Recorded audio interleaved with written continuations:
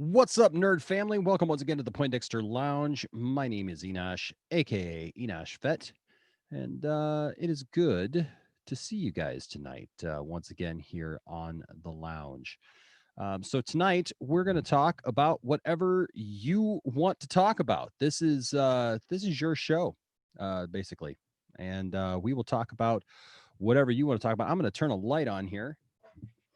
Got one more light to turn on.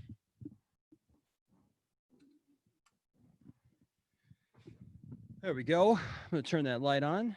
And as everyone comes on in, I am going to go ahead and post. There will be a Zoom link. What's up, Darth Tasty?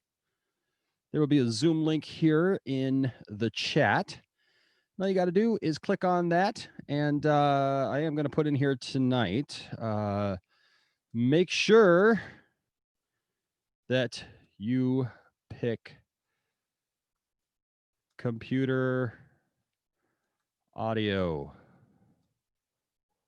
or the first option when you come in. All right.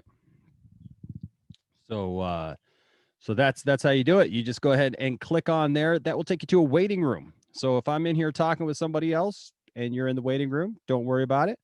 Know that I can see you, and I will get you in. And so that's how this works.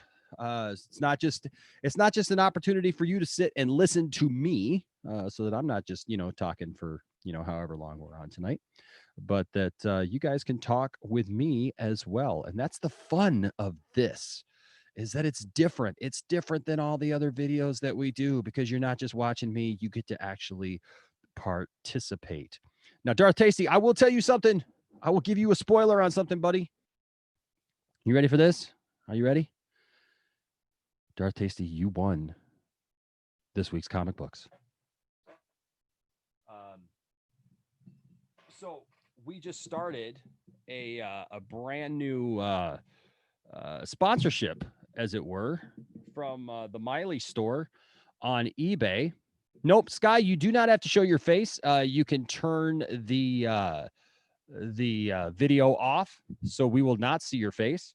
But so we can just hear you, and that's the beauty of it. Is that if you don't want to be on, man, I got cables. Cables everywhere. Cables everywhere. Somebody say I got cables. Call me the cable guy.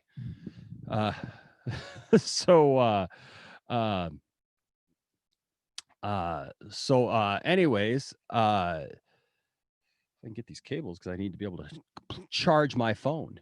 But yeah, if you go ahead and hit that link, what happens is when you go ahead, first you gotta download Zoom.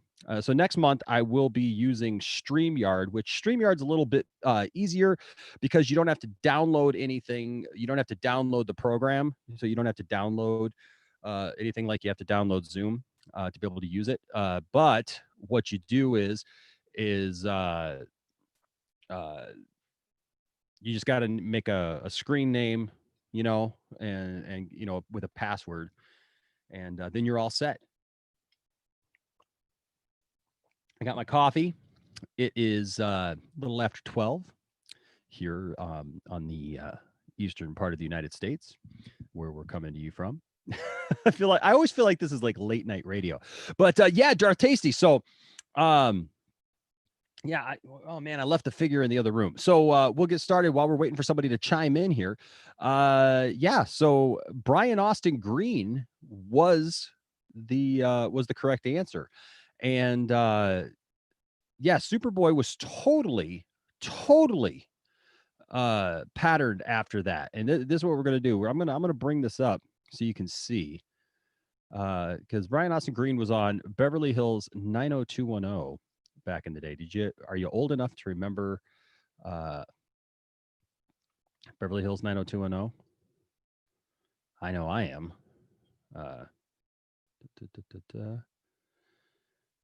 And it's funny because I remember when Brian Austin Green first started on there, he wasn't, some hunky guy.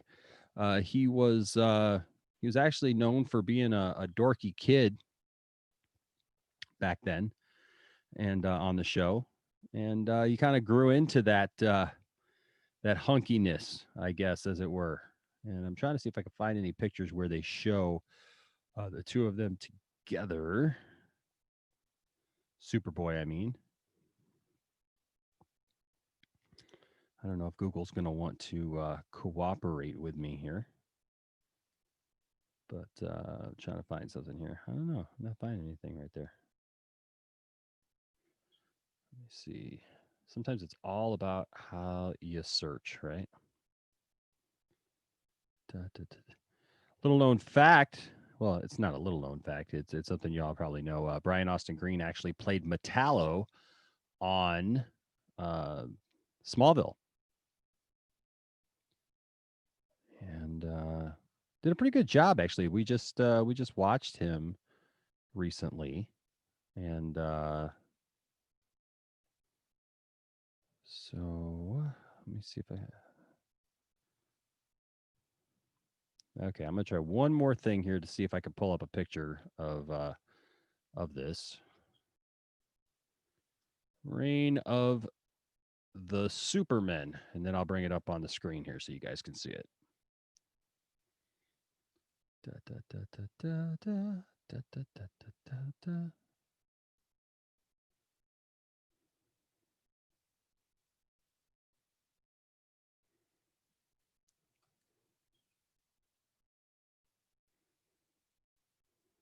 Yeah, see, the problem is everything that wants to come up is like the news stuff, right? It's like the new cartoons. So I'm trying to find like the old pictures, because that's what really looks like Brian Austin Green is that.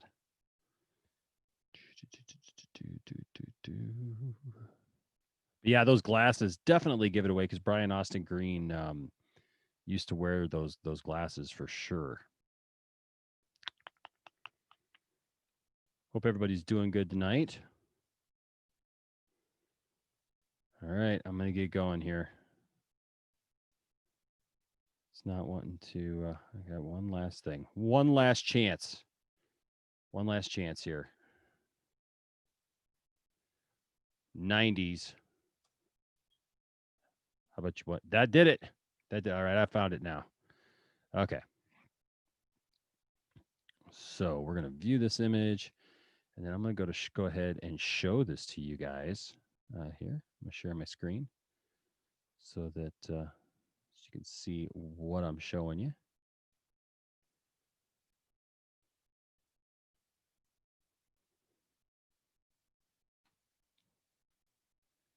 So that right there is it. Look at that. There's Brian. I mean, it looks so much like Brian Austin Green looked back in the day, for sure. And that is what Superboy was based off of. So there you go, Brian Austin Green. You win, Darth Tasty, and that means you get a comic book, courtesy of the Miley store on eBay. All right, so thank you, Miley store, for being a fine new sponsor, and go check them out. There's a video there. Every week we're going to be doing a giveaway, and so you're going to want to check them out at the Miley store on eBay.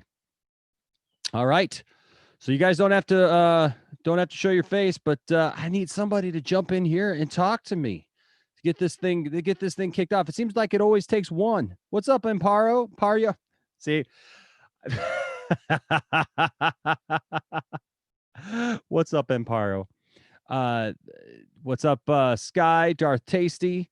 I see we got some others watching, and but yeah, we're always looking for people to go ahead and jump on in here. And I know, you know what? It's okay. It's okay to be a little shy. That's okay. What's up, Michael Castillo? Good to see you, brother. Yeah, you know what? It's okay to be a little shy, but you know what? I don't bite, and I'm not mean, and and you know what? Everybody's welcome here. And we've had some great conversations. What I really love uh doing these because uh you know it makes it for an interesting time for sure. You know, and we've talked about some fun stuff. Oh, cool. Amparo's coming in. All right, well, we're gonna talk to her. See how she's doing there from the Seattle area. Get her in here. Hello. Hello, good evening. Hello, good evening. I jump in while everybody else decided to do it, so you don't talk to yourself. Well, I appreciate that. It's about time somebody did. My goodness. Some Ah, somebody's got to like pop the cork, right? uh, Somebody's got to break the seal. And I then everybody know. tries to will try to get in at once, you know, and I'll have like 4 or 5 people backed up and, you know, nobody waiting. How are you doing tonight? I'm well. I've been listening to the news. I mean, all the DC news, with all the Michael Keaton Oh and my Jeffrey Dean goodness. Morgan. My So goodness. There is so much stuff going on, Amparo. I tell you what, uh it's been hard to keep track of it today. I know before we didn't have anything, and now we have too much. I'm telling you what, every time we turn around, it seems like there's another story I uh know. uh coming on. So Sky will get to you. Sky, I see you there in the waiting room, but we will get to you in just a few minutes. We're going to go ahead and talk to Amparo here because she is a good friend of ours, and so then we'll get to you. So just hang out there, and I'll get you in just a few minutes. But yeah, I'll tell you what. I mean, we've got Snyder news coming left and right. We've got now this Michael Keaton thing, and what do you make of this Michael Keaton thing? I don't know. I hope it is like a cameo, showing like some sort of Batman Beyond. I I would like to see Jeffrey Dean Morgan at Thomas Wayne. That's what I would like. Yeah, And then maybe they can show like Michael Keaton, like I said, as a cameo for something else in the future, right? yeah, but you know what? It's weird though because that's not what they're saying that it is. I know.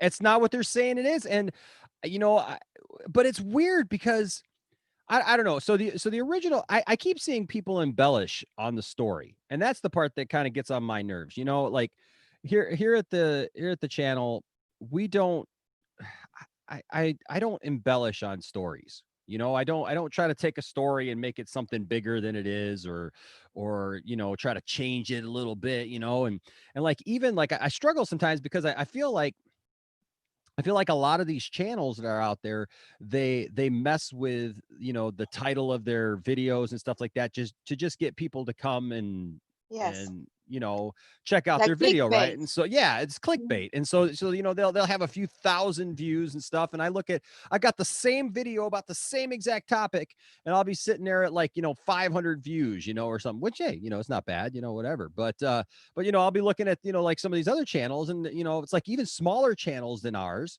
which doesn't make sense to me because I've seen smaller channels than ours, you know, channels with, you know, less than 1,000 subscribers, or you know, like around, you know, 1,500 subscribers, and they got the exact same video that we Yeah. do, but for some reason they got just the right, you know, clickbait, thing, and so before you know it, man, they're, you know, up there, you know, thousands of views, and it's like, okay, whatever. But I've seen people really embellishing on this thing and kind of changing it because the original story does not say that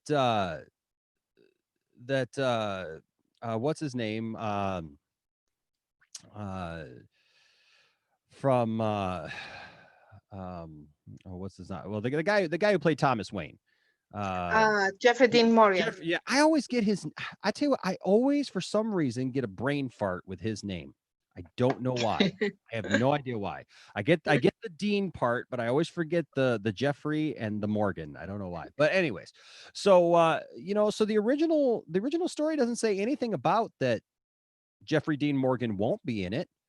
It doesn't say anything about that, you know, that there's no more talks going on with Jeffrey Dean Morgan. It just says that they've started talks with Michael Keaton, you know, Exactly. and Yeah. I've also seen people reporting it as, Michael Keaton is replacing Ben Affleck. And it doesn't say that either. It never says that either. It says they're Yeah. talking to Michael Keaton because they want him for a specific role. And I don't know. I'm a big fan of the '89 Batman. I'm a big fan of Michael Keaton's Batman.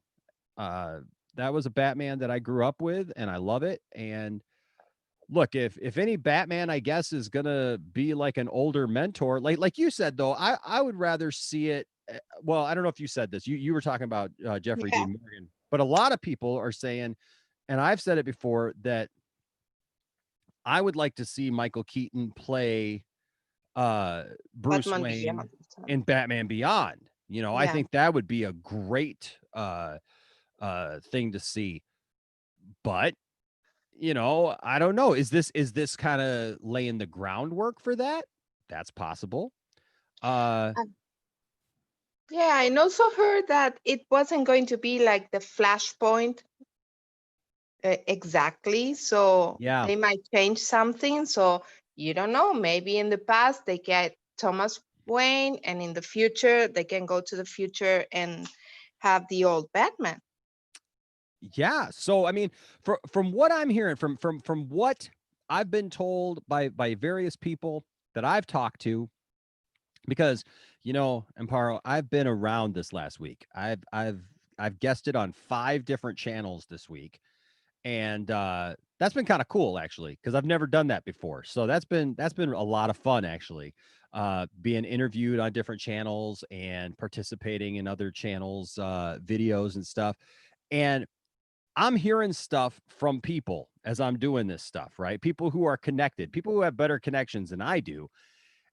And from what I'm hearing, uh, it's all happening. I mean, like all this stuff is happening, and I seem to be getting the impression that we're probably going to see Ben Affleck come back as Batman Yes. in the DCEU. They're going to continue with the Robert Pattinson thing, and he's going to get his, thing, and then this Thomas Wayne thing could possibly be happening as well. So I wonder if they're crafting a story that there's this. It sounds like they're going with the multiverse thing, and we're going to see many different versions. Now we could just see maybe little snippets of some of these characters. I don't know. I don't know. It's so interesting. Did you see the latest thing though about Ryan Reynolds? About Deadpool 3? No, no, no, no, no, no. I haven't. I heard a little bit about the Deadpool 3 thing, but no. So now apparently Ryan Reynolds tweeted like a picture of him saying it's not easy being green or something like that with with the ring or something like that. And now people are saying that Green Ryan Lantern. Reynolds that Ryan Reynolds is going to do a cameo as Green Lantern, but they're saying that it's going to be in Snyder's Justice League, and I don't understand that. Yeah, but I remember there was a Twitter that from Ryan Reynolds like a few weeks ago, and nobody paid attention to it. He said, "I hope you don't get me another animated suit." Yeah. Remember, the suit that he had in Green Lantern, it was all Yes. CGI. So he said, "I hope you don't get me another animated suit." So that Yeah. means he's gonna be there. I don't know. But I don't know. Like I could see that if he was going to be in Flashpoint, right? If they're doing the multiverse, right? Because he could have a cameo in that movie, and that would be very easily explained. And I could totally see him do it. But I don't understand how he would fit into Maybe he's Snyder's not Justice. following, the old his version of the Green Lantern. Maybe he just show up as a cameo and that's it. Because I remember he support uh, the Snyder Cut and San Pablo Comic Con. Remember when he was with the Netflix movie, Mm-hmm. Yes. and he said, "Oh, I guess I'm in the Zack Snyder Justice League," and everybody turned crazy. I I So, I don't remember that. That's no, interesting. No, I don't yeah, he remember. was doing his panel, his Netflix panel Uh-huh. at the Sao Paulo Comic Con, and he was with his movie Six something. I don't Yeah, remember. 6 oh, Underground or yeah, yeah. something, Yeah, whatever. yeah, So yep. I know what you're talking about. he started describing that there were like six guys, like pretty much like superheroes, and he said, "Oh, I guess I'm in the Zack Snyder Justice League. I'm in the wrong panel," and everybody turned crazy, and Wow. yeah, Who knows? Well, I mean, we know that Sam oh, what's his name? Last name? I can't remember his last name. Sam Benjamin, I think it Benjamin, is. Yeah, Sam is Benjamin.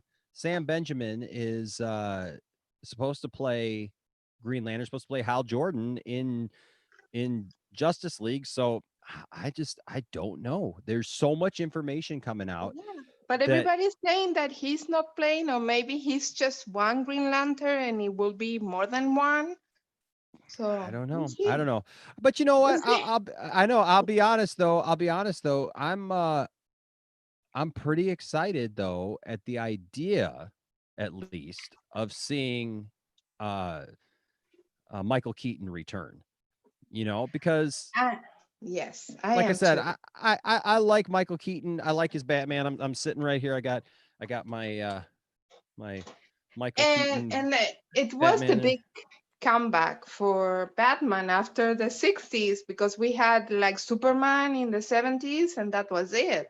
yeah, So when he became Batman, it was the big thing. I remember. yeah, it was a huge movie. I just rewatched it last night, and that movie still holds up. I mean, that movie came out in 1989, and that movie still holds up to this day. And the Uh, second movie, the one with the penguin and yes. Catwoman, and the other one that was Christopher Walken. I don't remember that. Hmm. So that one also was very popular, and Yes. every girl wanted to be Catwoman. That's the first time I ever remember seeing Christopher Walken was in that movie. Really? Yep, I did not, but I mean, I was only like 14, 15 years old maybe. So but that was the first time I remember seeing Christopher Walken in a movie, and I didn't know who he was. And then every time I saw Christopher Walken after that, I always related him to Batman Returns, you know. Well, that's But a good thing. yeah, so and now obviously, I know who Christopher Walken is and I enjoy him as an actor, but yeah, I'll tell you what, there's just so much craziness going on. We just don't know what's gonna happen next. It seems like just wait a minute and I see, know. you know? I can't wait for the Justice come and the DC fandom. Don't I don't Oh, I know. know, I know. Yeah. And Zack Snyder keeps tweeting that, he says just wait because you're gonna see more at fandom. So And there is a channel, a YouTube channel, that is in Spanish. It's from Spain. The name okay, is La Hoguera de Gotham, and they always give like very accurate news. okay. And they've been telling that Ben Affleck's Batman movie or TV series, Mm-hmm. limited series, or whatever is a Mm-hmm. done deal. So Yeah. I hope That it is. that's what I'm hearing too. I'll be honest with you. That's what several people have told me is that that's a done deal. That's happening. There's going to be an announcement soon, and that they're going to be doing that on HBO Max. So, And he's in very good shape oh, he right looks now. great. He looks Yeah. awesome. He looks so amazing right now, and good for him. Because he was Yeah. looking pretty rough there for a minute, to be honest. But I know, but everybody said no, he didn't want to come back. But I mean, I said it's like any job. I mean, he didn't want to come back because everybody around was messing and telling him what to do, what not to do. Now it's a different story. So Well, he was going through so much too. I mean, he was going through a divorce. He was which look is hard to do anyways. you know, Mm. when it's just you. But when you're in the public eye and you're going through a divorce, and his life was pretty rocky at the time, and he had to go through rehab and stuff because of his alcohol addiction, and that's a lot to deal with all at once, Yeah. and so I know what you mean, and I don't think it was ever, I think some people have misconstrued that they've said, oh, he just didn't want to do it anymore. I I don't know. think that was it. No, I mean he's a Batman fan. He has a Bat cave, for God's sake. Yeah, yeah. So I mean, playing that part was important to him, yes. and you can tell because he's talked about it since. I mean, he did you see the latest Jay and Silent Bob movie, the reboot? No, the last one, no. Yeah, so he has a whole monologue in that movie, Ben Affleck does. And it's basically him, like he's kind of given like a wink to the camera about it, uh about Batman, and that he's Batman. And yeah, so I think that he's in a better place now, and I think he needed to get himself together, and hopefully we see him, take up that mantle again, because he was a great Batman. He was such a good Batman, in my Yes, opinion. he was. I In didn't my think he will be, honestly, before. Me either, When they said Ben Affleck is gonna be the next Batman, I said, Ben Affleck? right? I didn't like Daredevil so much. So I said, "No, you really?" But he Yeah. was good. He was good. I really like BVS, especially Yes. the Ultimate Yeah. Cut or the Director's Cut. That one is really, really, really good. Yeah, for sure. Yeah. No, I'm right there with you, Amparo. I tell you what, I loved his portrayal. Like you said, I didn't think he was gonna be that good.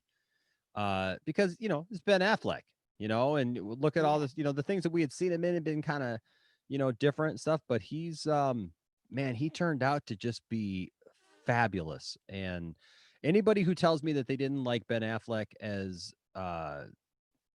Batman, I start questioning him or her, because Ben just did such an awesome job that Yes, I think that people that didn't like that movie or didn't like the Man of Steel, I think that it's just that they are comparing it to Marvel, and yep, it's like comparing apples and oranges. It's absolutely, completely different. absolutely. DC is more dark in every way, and I like it that way. And Marvel right now that belongs to Disney, it will never be dark. Yep. So yes, it has to be family friendly. So I don't know how Ryan Reynolds is going to pull through with the Deadpool 3 because I don't think he will be able to do much. Well, Oh, he can. I love Deadpool. I I do. really love Ryan Reynolds' Deadpool, and I hope that they don't mess with it too much. I hope that they don't, really stifle it. It's one of those movies that, of all the movies nowadays that they seem to be pushing, like, to be R-rated, you know, uh, those movies have to be R-rated. I mean, it's Deadpool. Yes. He does what he does. He says what he says. He is what he is, and you know it's problematic that Disney owns it, just because they don't want to let him probably be what he is. But that's who he is. That's what he is. That's what he does. And so we'll have to wait and see what happens with that. I haven't seen the reports. Because I've been so busy today, and I've had enough stuff going on with uh uh the Michael What I Keaton saw stuff. today, yeah, what I saw today about Deadpool 3 is like they're going to practically let him in some way get everybody from the X-Men killed so they can start fresh. That's awesome. Yeah, that would be great. I think I saw a little something like that they're calling it like Deadpool kills the MCU or something like that. Uh Yeah. So in a way that would be okay because they can start yeah. fresh because Disney, I mean, they let the X-Men die because they belong to Fox. And what they did with Dark Phoenix was horrendous Yeah. Well, because hey. it was, yeah. Oh, sorry. So yeah. No, You I think it's you cool. have somebody else? I go. Don't worry. Well, I knew it was going to happen. You're going to get on here. See, you just started the floodgates. We got like 3 people waiting. So, Okay, good for you. I like that. all right, awesome. Well, hey, thank you so much for chiming in, Amparo. No, no, don't worry. Okay, good We luck, appreciate you. All and right. I'll keep watching you. All So right. don't We'll talk worry. to you soon. All right. Okay, bye. All right. Bye-bye. All right, so we're going to move right along. Hey, Kavari, I do know that StreamYard is definitely the way to go, and that is why we're going to be going with that next month. But you know, I had Zoom when we first started all this stuff, and so I got to let my registration go out, and so I'm trying to learn StreamYard as we go along, and we'll get to that. But hey, we've got Sky now. Sky, make sure that you pick that first audio because I want to make sure that I'm able to hear you. All right. So you want to pick computer audio when you come in because otherwise I will not be able to hear you, and I want to make sure that I'm able to hear you. So I'm going to go ahead and let you in now, and then after that we got Tristan, and then we got Kavari, and then we got Nicholas coming in there. Hello, Sky. Yeah. Hey, what's going on, Oh. Sky? Nothing much. How are you? I'm doing good, man. That's good. Yeah. So what is on your mind tonight, Sky? Okay, I got one question. Okay, just for right now. Do you feel like the Flash season 6, the second part of it, was boring after Crisis on Infinite Earths? So you know what? There were let's see.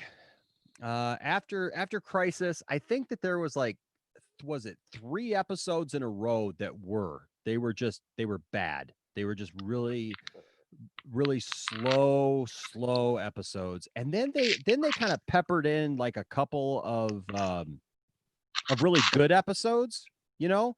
Yeah. And then it went kind of back to that slow stuff. And yeah, I think the back half, the first half of the season, well, the first part of the season, I should say, because it wasn't really the full half, but the first part of the season was leading up to Crisis, and it was more interesting. There was more going on. And then when Crisis happened, it just seemed like they were scared to move forward. It didn't continue on, it seemed, from Crisis. I mean, there's still stuff that we have not seen any answer to. At the end of Crisis, we saw them start basically the Justice League.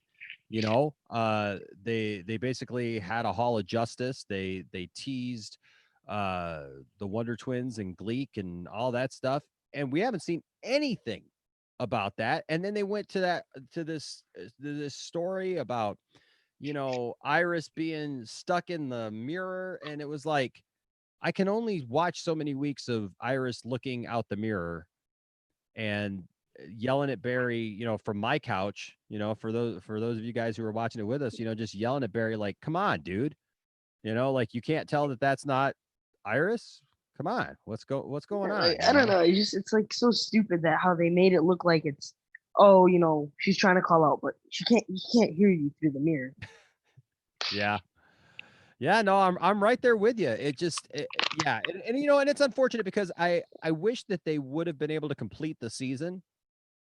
And so I try not to hold that against them, you know, with the season, you know, finale, because I've listened to interviews with Grant Gustin and others on the show, and they all said the same thing. They said, you know, this is not the ending that we wanted.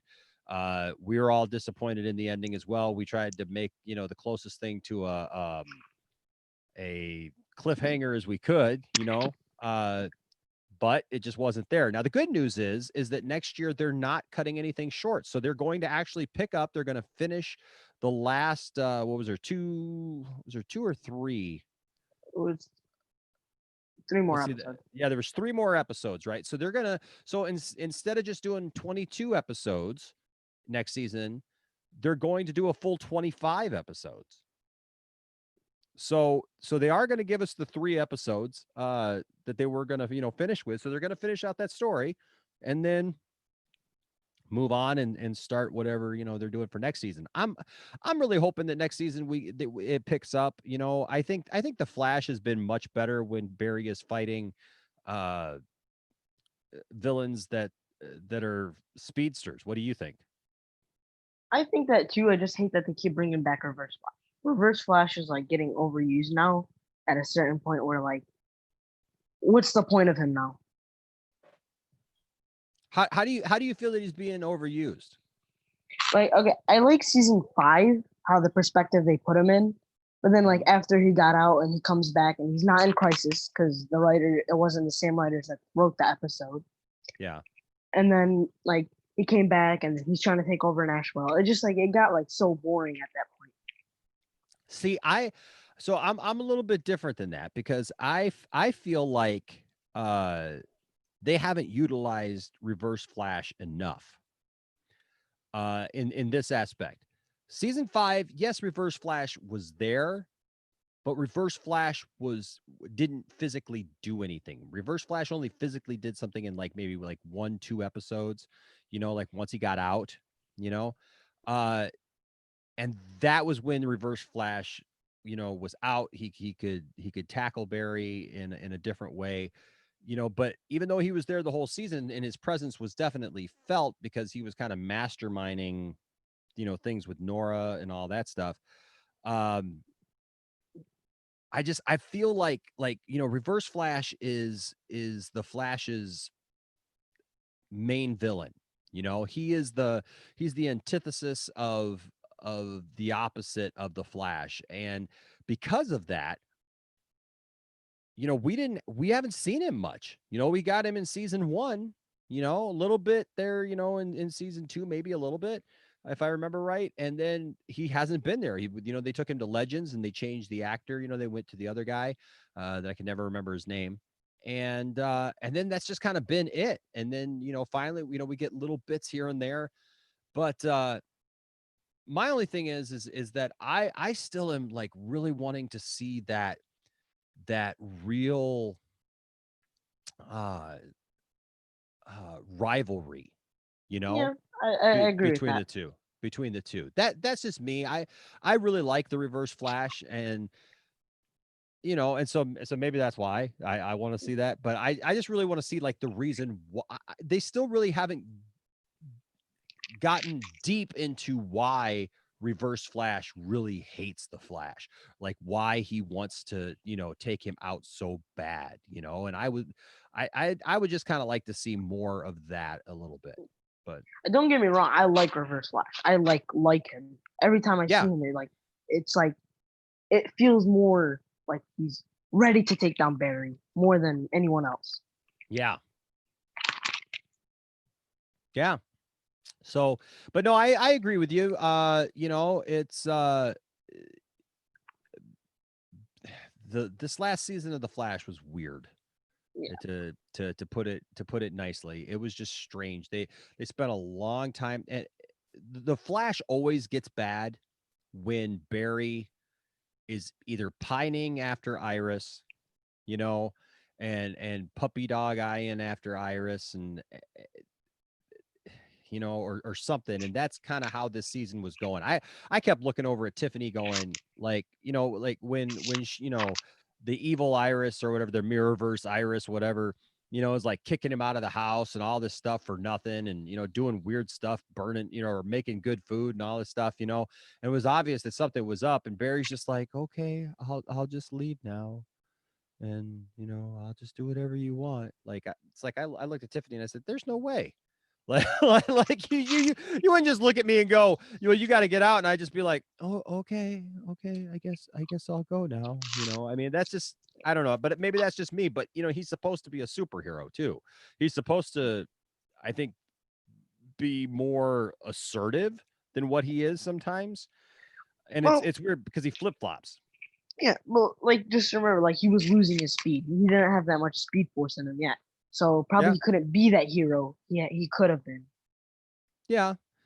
No, and and that's true. That's true. But I mean, like, I guess maybe that it could be argued that probably had an effect on his uh, self confidence. You know, um, So I guess that could be. I just I get kind of tired of just seeing long drawn out seasons where like nothing happens for like episode after episode after episode, and it gets I drawn agree. out. and they really did that. Now Isaac watched was it season 4 with the Thinker over again, and he said that like when he watched it episode to episode to episode that it was better, but like having to wait a week in between each one, it just got really really slow. I And did the exact same thing. I watched season 4 and 5. I Mhm. felt like it got better every time I watched it. Really, You seen Barry come out of the Speed Force. He's happy. He's like he would never stop being so happy around people. And then when Ralph gets taken, he gets sad, but then he gets over it. It's just like season 6 was just like all like he was whimpering. He was like a dog. When he gets sad alone, it's like yep, he has nowhere to go. And it just got yeah, boring after a while. yeah. And that's what I get tired of is when Barry starts acting like that, you know. Yeah. Because I think that's some of the worst episodes of the show. And I love the show. You guys all know that I love the show, you know. So I'm gonna keep watching, but I just I don't know. There's a lot going on with the show. Obviously, we're losing Dibney now, and that's a shame because I really like Dibney's character. And I don't like what they're doing right now, almost trying to replace Cisco and Caitlin, with the newer characters. I don't like that, and I don't like. What do you think of Nash?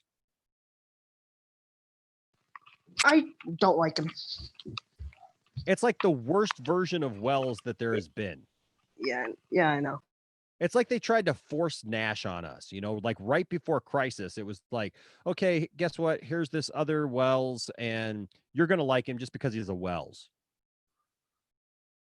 And Exactly. and there's nothing there. There was nothing there that made me like him, And then it was weird because immediately they turned him into who was the character that they turned him into? Pariah.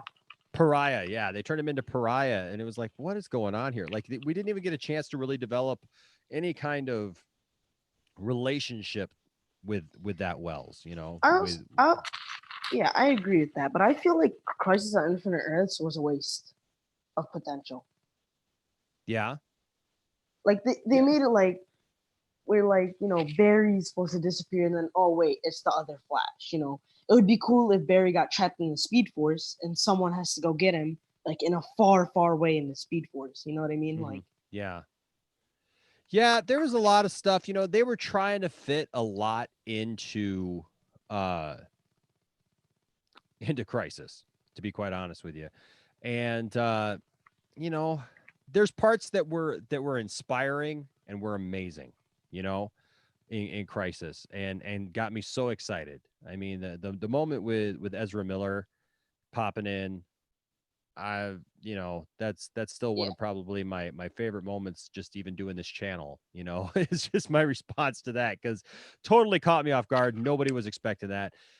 But then there's other scenes that I don't know, as a fan, I'm not as convinced, and I think we're a little confusing, we're a little strange, but you know, um all in all, I think it was a good series, but not every moment was equal, but it's television, so I hope in Snyder Cut they put more Flash scenes for Ezra and Miller. I really hope they do, and I hope the Flash movie doesn't flop. I hope it doesn't like. me too. Yeah. I'm right there with you. I'm right there with you, Sky, because uh I think that the Snyder cut, I think I have a feeling like if you enjoyed Man of Steel and you enjoyed Batman v Superman, you're gonna like his Justice League. That's just how I feel. I don't think that he's gonna do something that's like so out of whack with the rest of it that all of a sudden you're just not gonna like it. You know what I mean? But I the Flash movie is going to be its own thing, and we're going to have to see kind of where that goes and how that how they do it. It's going to be all how they do it, and if they're doing the Flashpoint thing, but they're doing it differently, then we're just going to have to see. So but yeah, it's interesting. It's definitely interesting. Caleb's in here. He's talking about our conversation about Nash, and he says Nash made absolutely no sense. Pariah would have been so much better if he would have showed up. And he was like, "I used to be Harry Wells. I watched my Earth die, and now I must watch all the Earths die." Yeah, that would have to me that would have probably made more sense Yeah. too. I agree with that. Yeah.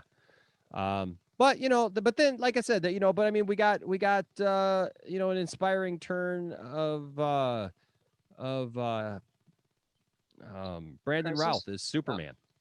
Yeah. You know, we got Brandon Routh as Superman, who did a tremendous job as Superman in Crisis on Infinite Earths. Just the little bit that he did there, to me, was better than Superman Returns.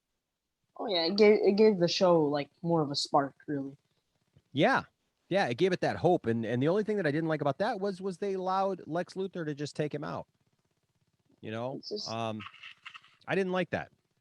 And also, I didn't like what they did with Tom Welling's version of Superman yeah, or giving away whatever. the superpowers and stuff like that. Yeah, I've actually got I don't know if I still have it on my phone here, but I pulled up some pictures from one of the seasons because we've been going through seasons of Smallville, and we finally made it to season 10, and I don't know I don't I, see well I could bring it up, I guess, but I don't know if you guys remember this scene. Let me see if my phone will let me bring it up here for you guys, and you can tell me if you remember. Did you watch Smallville? I actually like never. I was even. What year did the show come out? Like 2002, right? 2001 and ran to 2011. Yeah. So it ran 10 seasons. So anyways, there was this kid, I there was this never. kid. So there was this kid here, right? And he had some stuff going on, and Clark kind of became a mentor to him. And so at the end, they're like up on this balloon, this hot air balloon. And he says to Clark, he says, this was kind of early on in the show too. He says, Clark, he learns Clark's secret and everything. But the kid's special too. He's got, abilities and everything. And so Clark just really tries to take him under his wing. And I hadn't even been thinking about this when it came to Crisis, but he says, Clark, you've changed my life. You're going to change a lot of people's lives, Clark. And then he says, promise me you'll never give up. Clark looks at him and then he says, I promise. And he hugs the kid. Now, that right there, I started thinking about that as like, but you gave up. Exactly. It's just Like- like. Go ahead, sorry. Oh no, go ahead. Go ahead. No, you go ahead. You go ahead. Oh, I was just saying, like he gave up. He gave in his powers what to have a kid or to have two kids or whatever. And I've never been one of the mind that I think that Superman should have to give up his powers to have a kid anyways, but like just with everything that was going on, I don't know. I just don't see why Superman would give up his powers, and give up being Superman, because the whole point of Superman is that he sacrifices his own wants for the needs of everyone else. And giving the world hope and stuff like that, but then he gave Yeah. up his powers, and there's no one to give that. Yeah. So I don't know. Man. But yeah, Sky, I agree with you. Season 6 of The Flash had some issues for sure. I'm hoping that season 7 is a lot better. I hope it goes to like season 1 roots, like where not Barry's learning his powers, but he's more happy and he's not like whimpering all the time. Absolutely. Yeah, when he starts to get moody, that's when I start to check out, because I start realizing this just doesn't work. Like I don't like moody. There's two sides of Barry that I don't like, and then I got to get going because I got some people waiting here. But I don't like moody Barry, where he's just like, oh, everything is so sad and everything. And I don't like I don't like the Barry who does the thing. There was one season, I think it might have been season 4, where we kind of noticed this, where like every episode was it had the same formula. Something would happen and Barry would go, okay, guys, I got to go fight this. I got to go take care of this. And everybody would be like, but we're here to help you, Barry. And he's like, no, I've got to do this myself. And he would just run off and do it. And then he'd mess everything up. And then by the end of the episode, he'd be like, guys, I should have listened to you and had you guys help me and realize that I need your help. And they're like, well, yeah, Barry. And so then they'd all help him and they defeat whatever it is and be like, like I won't make that mistake anymore. And then the next week, like some crisis would happen and he'd be like, I've got to go fight this. And they'd be like, okay, Barry, let's go. And he'd be like, no, I've got to fight it myself. And it was just like, what, dude, like learn your lesson already, man. Like, I don't know, but good stuff, man. Good stuff. Thank you for popping in and being a part of the show. Appreciate it. My pleasure. All right, man. You take it easy. You have a good night. All right. You too. All right, buddy. We'll talk to you soon. All right. Bye. Good night. All right. That was a good call, man. I love The Flash. I love talking about The Flash. It's a great show overall. And like Sky said, I really hope that we get back to form on that show because it's an important show, I think, for all of us. And it's an important show for television and for superheroes in general. And so I want to get back to that. All right, we're gonna get to Tristan's iPhone, and then we got Kavari and Nicholas afterwards, and we're going on down the line. Here we go. Hey, there's Tristan. I can see him. Hello. I can. Whoops, I can hear you. There we go. What's up, Tristan? How are you? I'm good, man. How are you? I'm good. Welcome to the Poindexter Lounge. Thank you for having me. Absolutely. What's on your mind tonight? What are you thinking about? I was thinking about the new Flashpoint movie. Okay. That what if they brought like most of the past like actors back into the one movie and they set up a live like a Crisis on Infinite Earths film? Well, you know what, man? I'll tell you what. It's kind of starting to kind of sound like that. I mean, we were kind of joking about it off the air earlier tonight around here that we got the Crisis on Infinite Earths television show, and that was cool. But man, if they're gonna start like throwing all these different characters, all these different Batman characters, and they're saying that Barry's gonna supposedly run around the whole multiverse and we don't know who we might see. And Ryan Reynolds. Yeah, the whole Ryan Reynolds thing. We were talking about that with Amparo. I mean, who knows, man? It could. I don't think that we'll get it right away, but I could see it eventually setting that up. I could see them like setting it up. Yeah, like they're doing with Marvel. Yeah, man. Oh, that would be a great buildup. Wouldn't that be something if that's what because they're saying that they're going to use Michael Keaton to be like a Nick Fury, like a Nick Fury figure, right? And to kind of push the storyline along. And what if that is what they're going for? Is that they try to get to a Crisis on Infinite Earths movie? That'd be crazy. Oh my gosh, man. Where you actually got to see a lot of this stuff that without them holding back. That's the one thing about the TV show that I felt like they held back on a lot of stuff. Did you feel that way? Yeah. And you know who would be my choice for director? Who? Matthew Vaughn.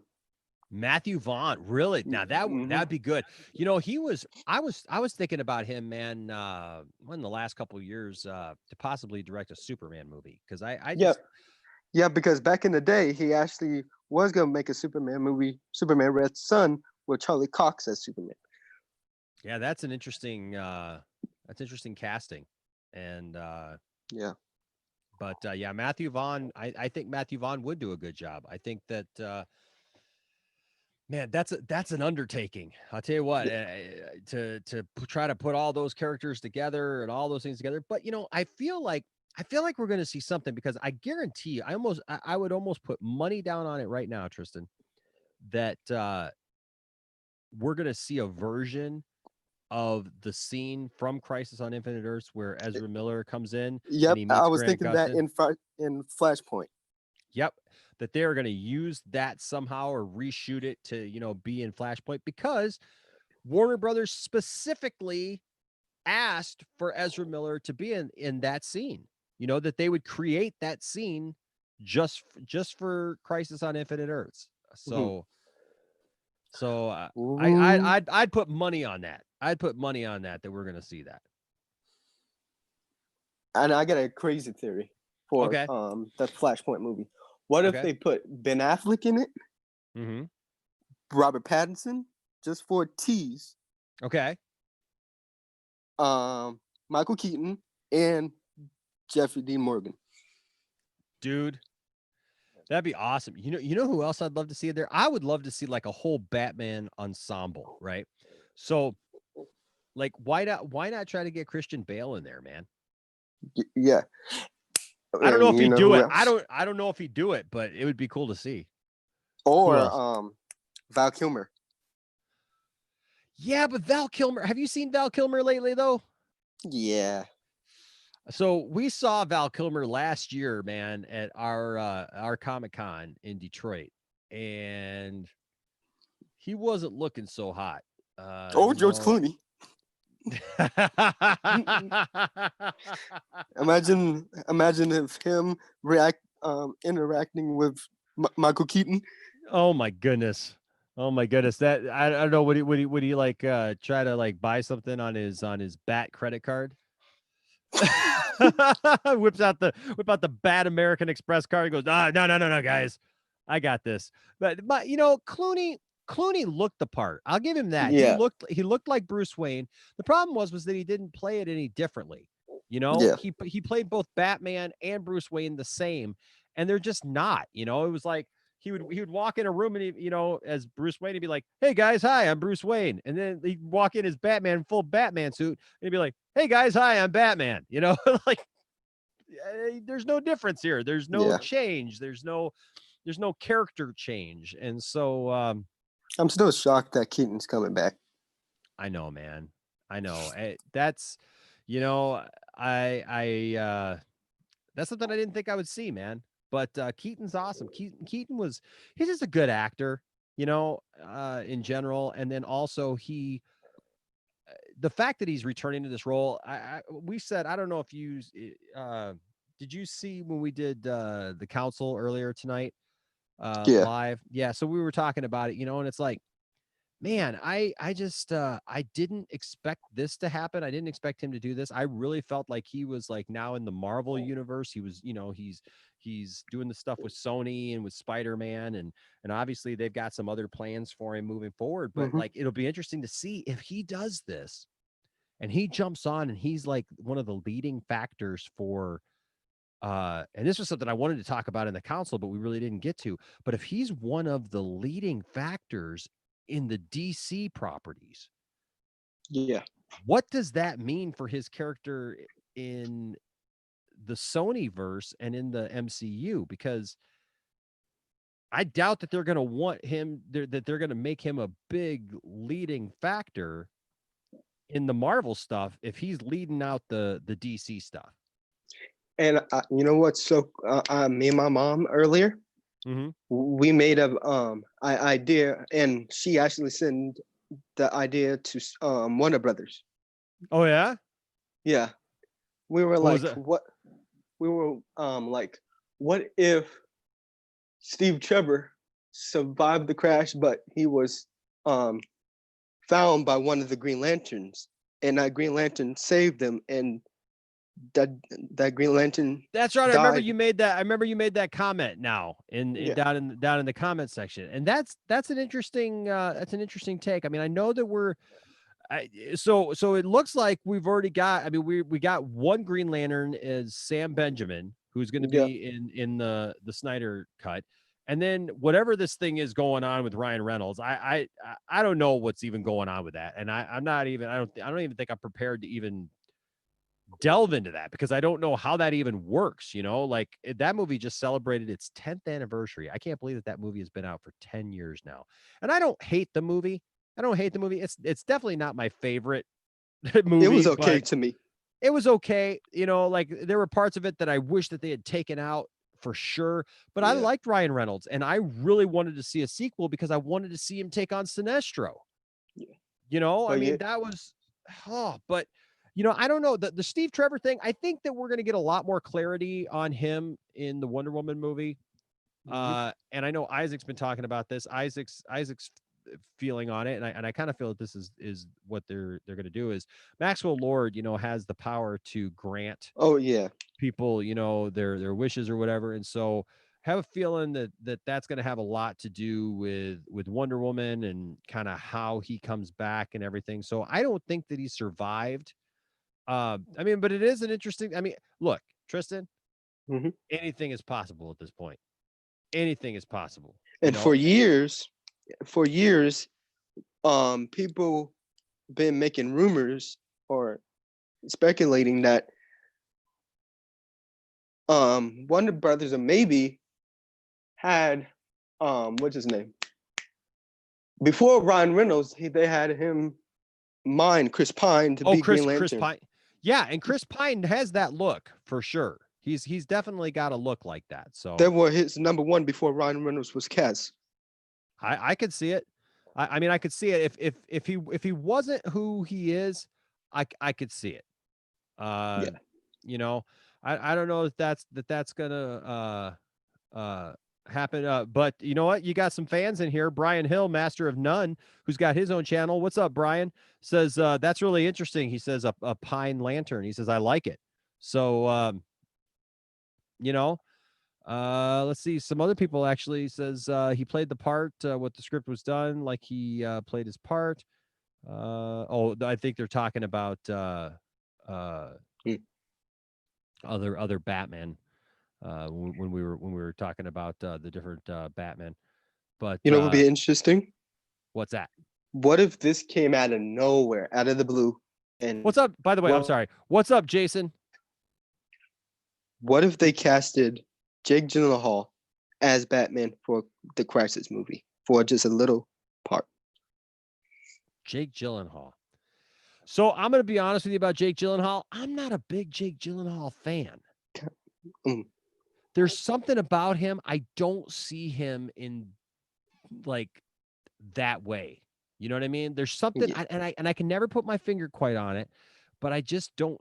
I've just never been a big Jake Gyllenhaal fan, and I don't know why. I mean, I've seen him in a couple of things that I like, and then I've just seen him in a lot of stuff that it's just kind of like, yeah, he's just kind of there, So I don't know, but I mean, what I want to see is, and I think what a lot of people, I mean, so we've got our before they start casting new people as Batman, we've got Robert Pattinson, who's got to show us what he's got as Batman, and I want to see that for sure. And then I really want Affleck to come back. You know, it would be an interesting Batman movie if they made this. What's that? The Three Jokers. That's another thing, man. We still gotta I'm looking forward to that story playing out, and finding out more about what that is, because that would be if depending upon how that story goes in the comics, because they haven't finished that, have they? I don't think they have. No, I don't think so either. I think that's supposed to come out sometime this year, isn't it? Yeah, in August. Yeah. So that's almost upon us. So I am really curious what that means. The whole Three Joker thing is If fascinating. they do a movie of that, you know who would be my choices? Who's that? Cameron from Gotham. Oh yeah. I would choose Joaquin Yep. and Nicholson. You bring back Nicholson? Yep. I don't even think Nicholson's doing anything, man. I don't even think he's acting right now, is he? Because we are getting Keaton back, so why not? Yeah, but Nicholson was already older than Keaton, though, man. Even back then, So Nicholson, Or if they don't do Nicholson, they could do Leto. I want Leto. Look, Yeah, Leto. Look, I will not apologize for the fact that I want to see more Jared Leto. I know people. Me too. There's all kinds of people complaining about Leto and everything, but we never got to see his Full his potential. Joker fully realized. I mean, they're saying that there's a potential, like, almost full Joker movie laying on the cutting room floor from Suicide Squad. And look, regardless of what do you think he looked like, right? You know what I mean? With all the tattoos and stuff. And I'll admit, the first time I saw Jared Leto's picture, when they released I it for w- I Suicide was Squad. shocked. I went, whoa, what is that? Right. But man, Jared got into that role. He got into that part, and you could tell that he really wanted to play that part. And Warner Brothers screwed him over. I mean, they messed him over. They promised him the world. Yeah.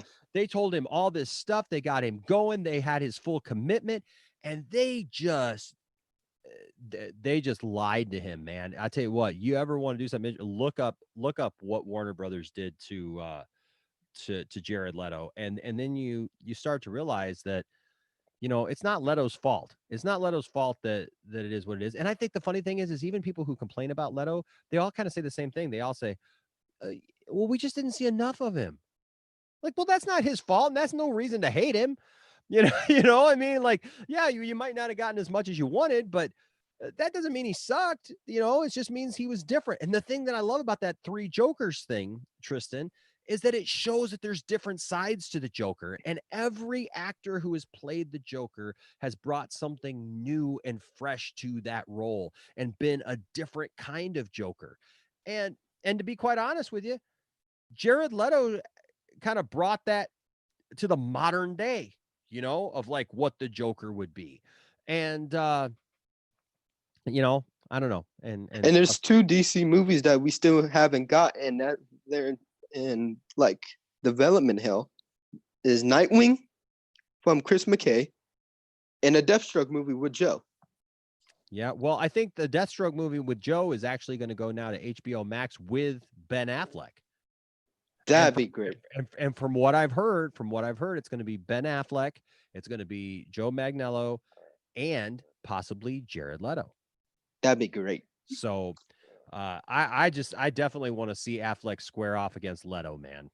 And I want to be the Robin in it. What was the one guy's name, man, from that storyline that just was out like with Rebirth and stuff? That led that campaign. Was it We Are Robin or whatever? You kind of look like him. I want to be one of the actual like cool Robins. I want to be Dick Grayson. You want to be Dick Grayson? Yep. Hey man, you know what? Warner Brothers, cast me, please. You do it, man. I'll tell you what, you do it, man. Dreams come true. We got Jordan here. I don't know if you've ever seen that. He jumps in a lot into these live streams and different things. And Jordan made that animated Scooby-Doo movie that I was a part of, and I got to voice a character for. And he's working on an animated Superman movie. And guess who gets to do the voice of Superman? Who? You? This guy right here. So dreams come true, man. You know what? I get to be Superman. So I'm looking forward to that. But yeah, man, that's good stuff, Tristan. That's good stuff, man. Jordan, if you ever need a Batman, I could work you for that too. There you go, man. There you go. You want to hear a little snippet? Yeah. Give me your best Batman before we move on to Kavari here. All right. I'm Batman. I buy it. I buy it all day, man. You know what? Oh, that's like, I don't have it here. Right here, do it. Oh yeah, I do. Hold on just a second. I had it on earlier.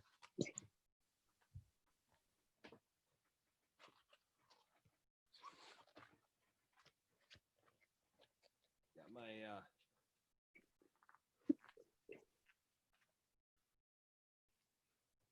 You know, Batman. You think Batman? You know, it'd be an interesting movie as well if they did that as spinoff to Crisis.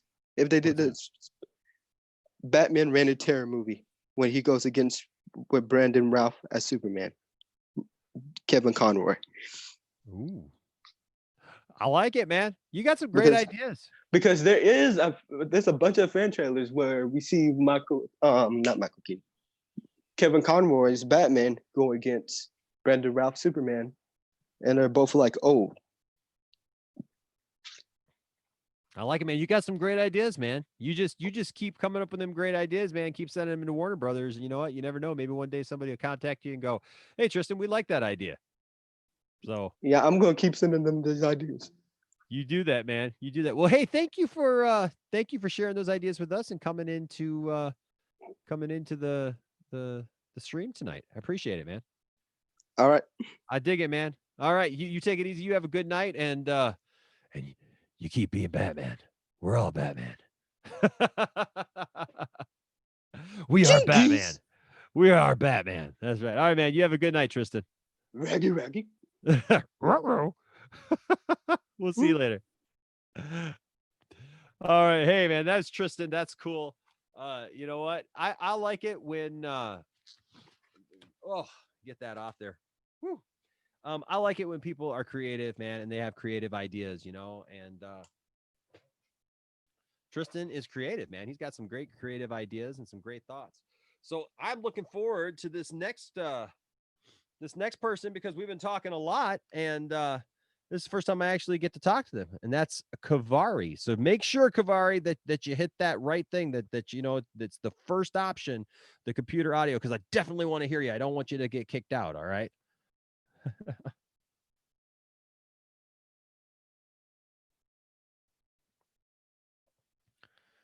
For sure. I want to while we're waiting for that, I do want to say hi to a couple people in here. Is it Skifty Gaming? Okay, so I'm going to go ahead and copy. Let's see here. I just gotta it's been a while. Oh, hey, Jeff. What's up, Jeff? I almost missed that, Jeff. I didn't even see that. Jeff gave a super chat. Thank you so much, Jeff. You're awesome. I appreciate that, Jeff. You rock, man. You rock. Oh, I think it might be time for Jeff. Jeff gave $5. Jeff gave $4.99. Jeff, he gave $4.99. Oh, Jeff, yes, he did. Yes, he did. Thank you, Jeff. Thank you, Jeff. Thank you, Jeff. Thank you, Jeff. Thank you, Jeff. Thank you, Jeff. Thank you, man. Give $4.99 here on a super chat. Thank you so much, Jeff. You are awesome. All right, so we celebrate all of our super chats that way. But I'm going to go ahead and recopy the link here, guys, and because I saw some people asking about how to get in. And so here is the link. And then obviously make sure that when you get in here that you pick computer audio. It's the first option. And then that way I can hear you, because we've had people come into the stream and then I can't hear them. Right. And no, you don't have to show your face. You can simply just pop in and do whatever you want. If you want to show your face, that's fine. I mean, yeah, Tristan there, man. Tristan was pretty animated, and I like that. And but you know what, it's all good. So here we are now, and we got Nicholas next after Kavari. But what's up, Kavari? Am I saying that right? Guys, are you hearing me? Yeah, I can hear you, man. Am I saying your name right, Kavari? Yeah, it's Kavari. Kavari. Okay. Yeah, How are you tonight, sir? I'm doing great. Awesome. What is on your mind, Kavari? Because I know that you've got lots on your mind, man. I tell you what, you guys in the chat here, I know some of you guys have gone back and forth with Kavari, and you know what? Here's what I want to remind everybody is like we always say here in the Poindexter Lounge. Look, we welcome everybody's opinions. Everybody doesn't have to think the same. We're not like some other channels. I don't want to ever beat up on anybody for having a different point of view or a different, thought process than, or wanting to see something that, that I don't want to see, or not wanting to see something that I want to see. And Kavari has stuck around, and I appreciate that. We were talking about earlier, and Kavari said, I ain't going nowhere. And I appreciate that. And so I'm glad that you're in this stream tonight. So I want to talk to you and see what's on your mind, man. Absolutely, man. Absolutely.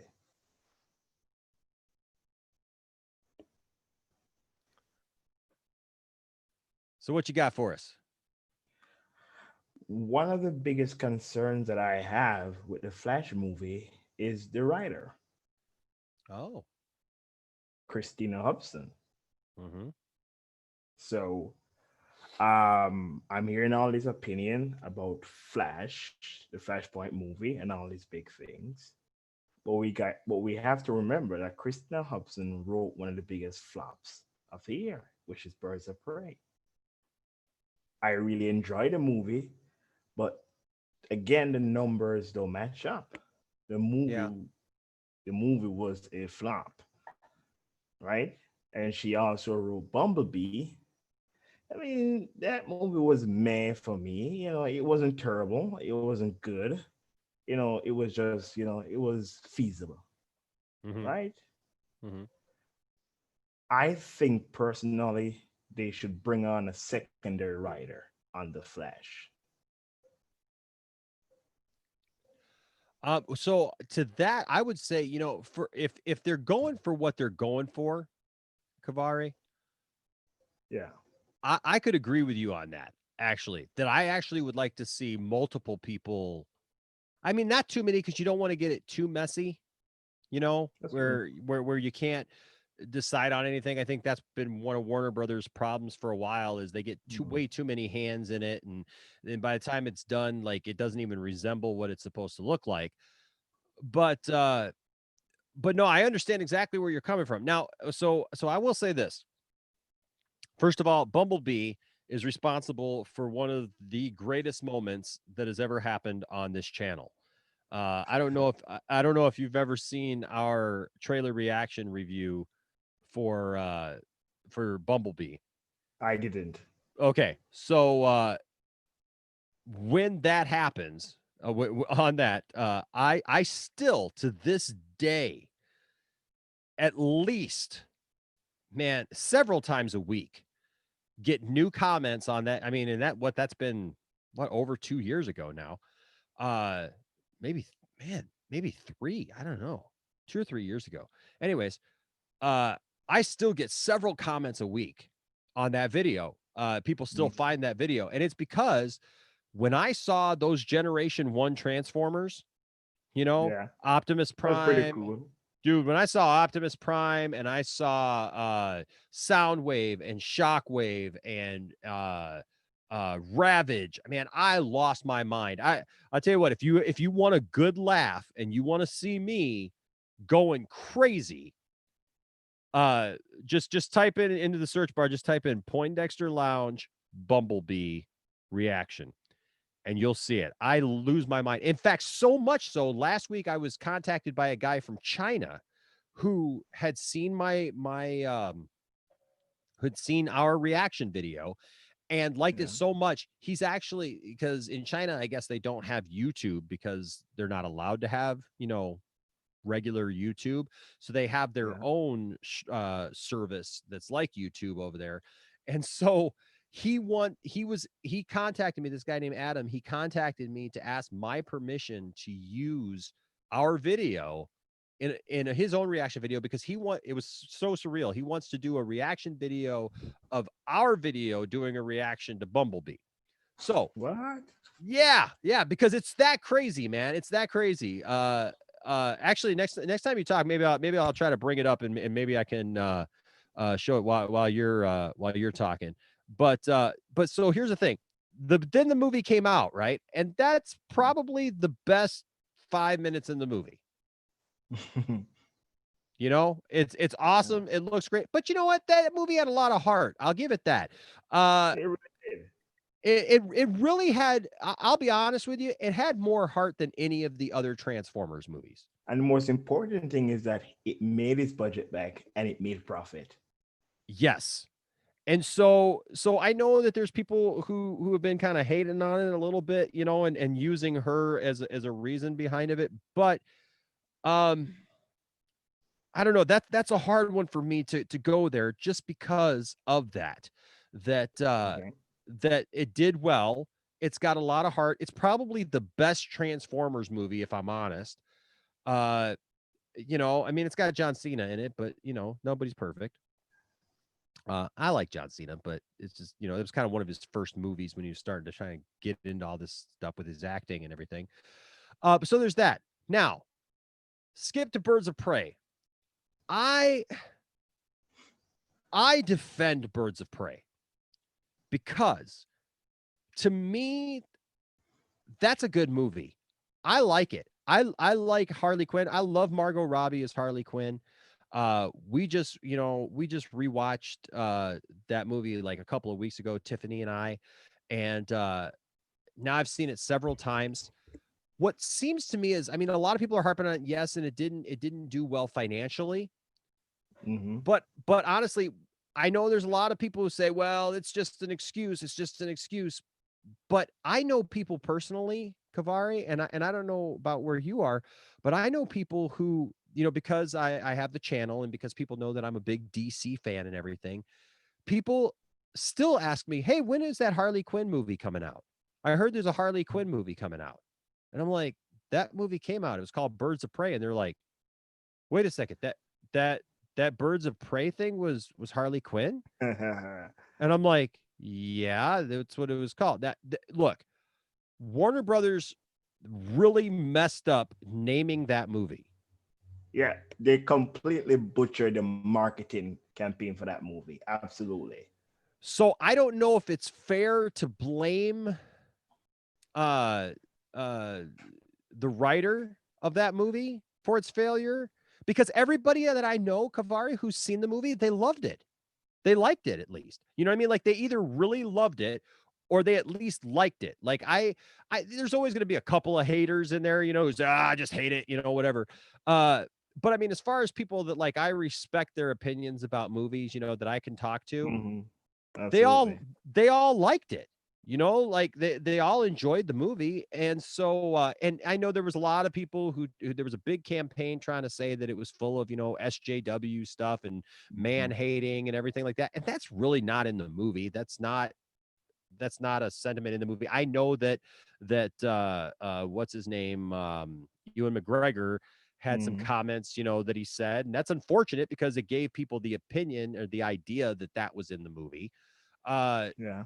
but overall, the movie was really good. But it's like, you cannot title a movie Birds of Prey and the Fantabulous Emancipation of One Harley Quinn when the movie is really about Harley Quinn, and you put her name all the way at the end. And so when it goes up at the movie theater, it's just called Birds of Prey. When people go looking for it, it's just called Birds of Prey.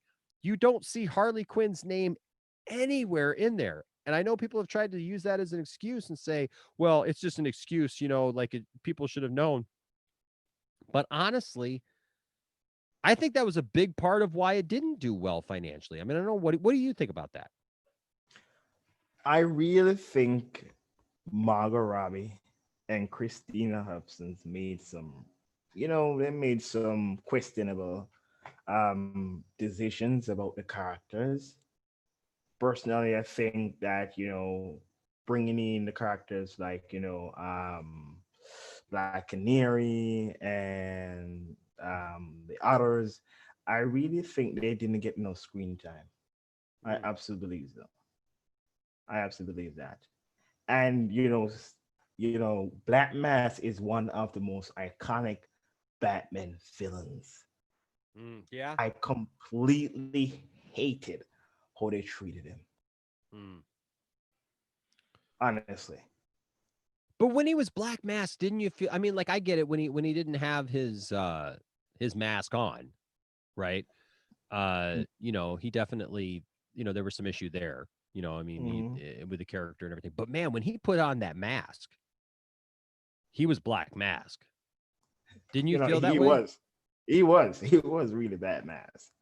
Yeah, I mean, he you saw that transformation, and I think that was kind of the point that they were trying to make, was that Black Mask kind of becomes that persona because he puts the mask on. Now, of course, we know that in the comic books that mask is actually permanent, and he can't Mhm. just take it off or whatever. And so I get Yeah. that. I get that part.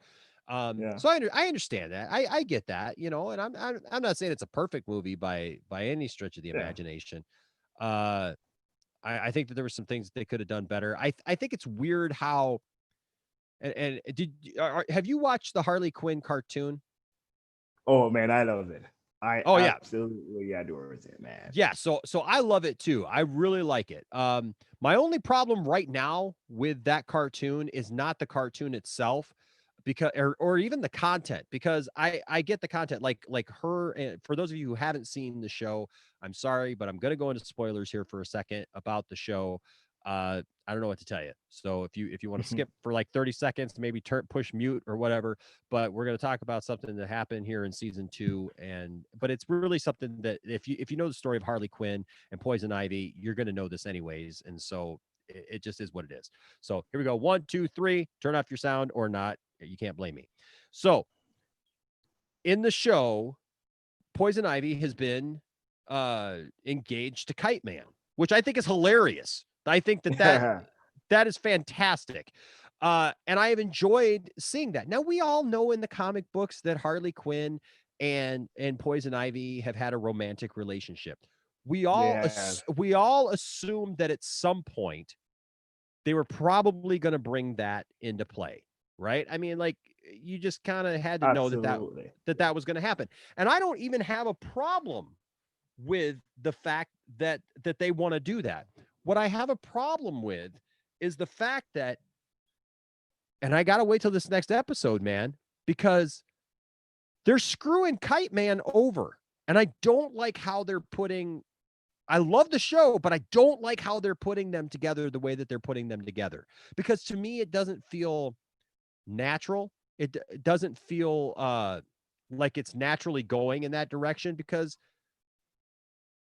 Poison Ivy is engaged, and she is reiterated over and over and over again that she is in love, that she loves Kite Man. And then she has a sexual fling with, Harley Quinn. And then all of a sudden, she's off to the races, and now they're acting like they're going to get together. And so I don't know how I feel about that, but I think it's interesting because on that show, they've got Harley Quinn now, like, almost giving up being a villain. You know what I mean? She's like in this weird kind of anti-hero kind of thing. And they're kind of doing that now with the movies, where they got Margot Robbie in Birds of Prey, pretty much being that same kind of anti-hero, like she can do something really stupid and mean and villainous, and then she can turn around and she's helping the police, so it's like, it's weird, but she won't go into the police. It says now, and this of course is controversial, but obviously she was with the Joker. She was an accomplice to many murders, you know what I mean? That's true. and to all that stuff. And then, like, now she goes into the police station and she's using a beanbag gun. Right? I mean, come on, man. I mean, Harley Quinn, we know, would have went in there with a machine gun. Yeah. and not made any bones about it. But I get it, because if they show that, the audience isn't going to like her as much. Remember, Birds of Prey had an R-rated. They could have done it. Yeah, but I think that they want to continue with this narrative. I mean, because obviously it's in the cartoon. I think it's in the comic books. It's in the movies now that Harley is just kind of, I don't know, this anti-hero. She's almost kind of like, there's been a lot of comparisons to Deadpool with the movie. And I like the tone of the movie. I like the fact that, she's kind of talking to the audience, breaking the fourth wall a little bit. It's hard because I don't know if we can blame the writer for the failures of the Birds of Prey movie. I don't know if that's fair, but I will agree with you on the fact that if they're gonna like pull off this huge multiverse, huge expansion thing, bringing in Michael Keaton, bringing in, God knows who else, and they're going to fill up this movie with all that. That's why I asked you in a comment, is Flashpoint going to be very similar to Doctor Strange Multiverse of Madness? But it seems as if they're going in that path. Yeah, it's going to get crazy. It's definitely going to get crazy. And I'm wondering, can she handle it? That's a really good question, man. That's a really good question. And I don't know that I've seen enough, because we've seen her kind of in these lower level movies. And I will say I enjoyed Birds of Prey a lot more than I enjoyed Bumblebee. Okay. So, but I enjoyed Bumblebee, so much so. And I pulled it up, man. You got to see this. This just cracks me up, even because it cracks me up because it was me. And so I see it, and it cracks me up. So here I'm gonna pull up this this little thing here real quick, and see what you what you think of this. Let's see of course it's giving me a thing here. Oh, why isn't it? Oh, I think it's because I'm playing it from. You can't see that, can you? No, I'm seeing on your iPhone or iPad. Yeah, can you actually see the screen? I can see the screen. Okay, so can you see what's playing? Because I can't. No, I can't see what's playing. Yeah, I don't know. You know what? It's not wanting to do that. Oh, you know what? Hold on a second. Kabari. I know what I can. I know how I can show it. Hold on a second here.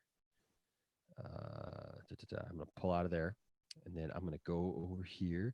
Got all this technology here at my disposal, guys. But you know what? Hey, you know what? There's the Truth 31 says hello, sir. Great stream. Thank you, Truth 31. Random stuff for fun. Says I have come to ask of anyone if you would like to join me in my cheesy boy club thingy. That's interesting. I don't know what that's all about. But Michael Castillo says Birds of Prey was decent, but killing off Black Mask was a terrible idea and a waste of a character. That's an interesting take, because I don't know why do you think, Kavari, that like it seems like every villain they feel like they got to kill him off. Yeah, that's really. I absolutely agree. I think killing off Black Mask was a terrible idea. I mean, if they were planning ahead, they could have used Black Mask in probably Robert Pattinson's Batman movie. You know? Yeah. Well, he's a great character. Absolutely. And it's being played by Obi-Wan Kenobi, man. Right? That's what I'm saying, man. For sure. All right. So I'm going to try this again. I'm going to see if this works now, because I'm going to share it from my actual screen now, and I'm going to see if it see share computer sound, share this. All right. I'm seeing it now. Okay, you're seeing it now. Okay. So Yeah, I'm going to go absolutely. ahead and pull this out. Hopefully, we'll go to full screen here. Is that better? Absolutely, man. Okay, let's make sure that we can hear the sound. Can you hear the sound? Yeah, the sound is great. Okay, watch this. That was shock. Oh my God! It's Ravage! Must protect Earth and its people. Oh my gosh. This doesn't look like a Bumblebee trailer. It looks like a real good trailer. Yeah. Oh my goodness. Just absolute shock. It looks like you're having a stroke, man. I know, man. I'm just losing it. Anyway, so that's my that's my Bumblebee my Bumblebee thing. Whoops, let me get this off here. Yeah, I just so funny. I have had so much fun with that. Like I said, I get comments all the time about that So that's what Bumblebee meant to me, you know. But so John Sarvelis says if we were talking about movies, it is very hard to keep big name actors to come back for sequels, so that's why they usually kill them off. And that's a good point. Hey, Matt Jarbo just popped in from $3 Theater, and what's going on, man? Good to see you in the chat. Jump on in here and talk at me for a few minutes.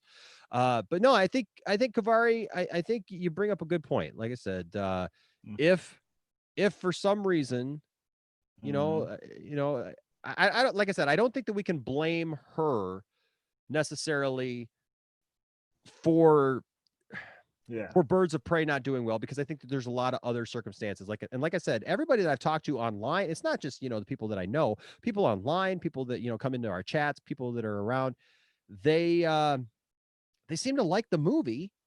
It's just that a lot of people didn't know that the movie was around, because it was just horrible marketing, horrible branding.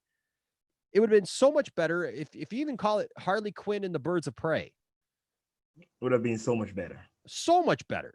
because there's, because at least on the marquee, man, when you go into the movie theater, it would have said Harley Quinn. And like I said, I still run into people who, because they know I have a channel and I'm a big movie guy and I'm a big DC guy, they'll still ask me, hey, isn't there like a Harley Quinn movie coming out? And I'm like, you got to be kidding me.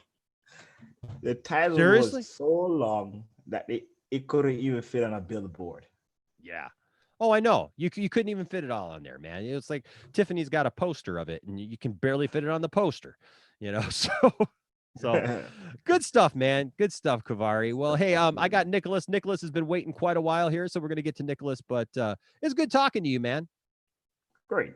Thank you so much. Thank you for coming on in here and talking to me. And hey, man, just keep loving DC, man. It's a great time to be a DC fan, and we're getting great stuff, man. Good stuff is happening. So keep your head up and don't let anybody tell you any different. All right.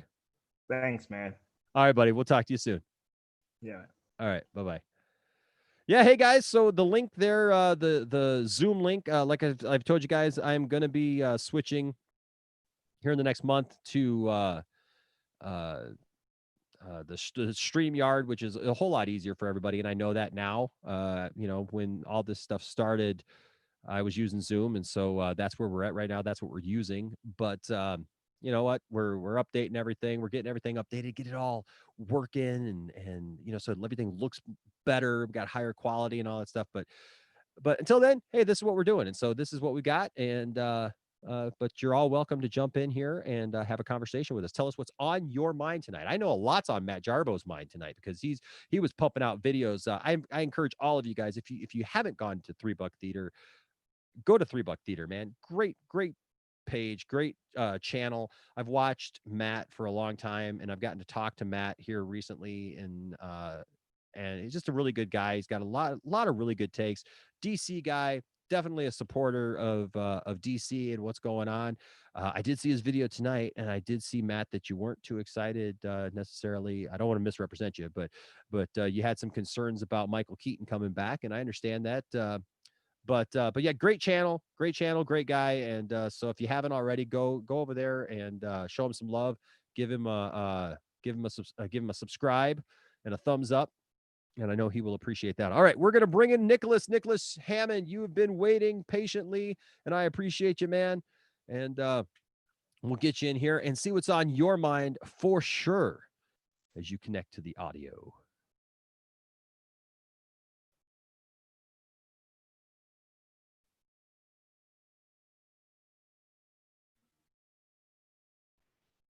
Are you there? Can you hear me now? I can hear you. Hold on. What's going on? Good. How you doing? I'm doing well, man. I'm sitting here on a Tuesday, Wednesday morning now for me. Same here. Yep, at a quarter to 2 in the morning, and I'm talking to you good people about anything and everything, and that's always fun, man. It's always fun. Yeah. I watched Council earlier. Okay. Awesome. There was one movie I really want to see since 2000, a live action person, because they did a TV series about one of my favorite all-time heroes, Static Shock. I grew up watching that. Yeah. Why haven't they made a movie of him yet?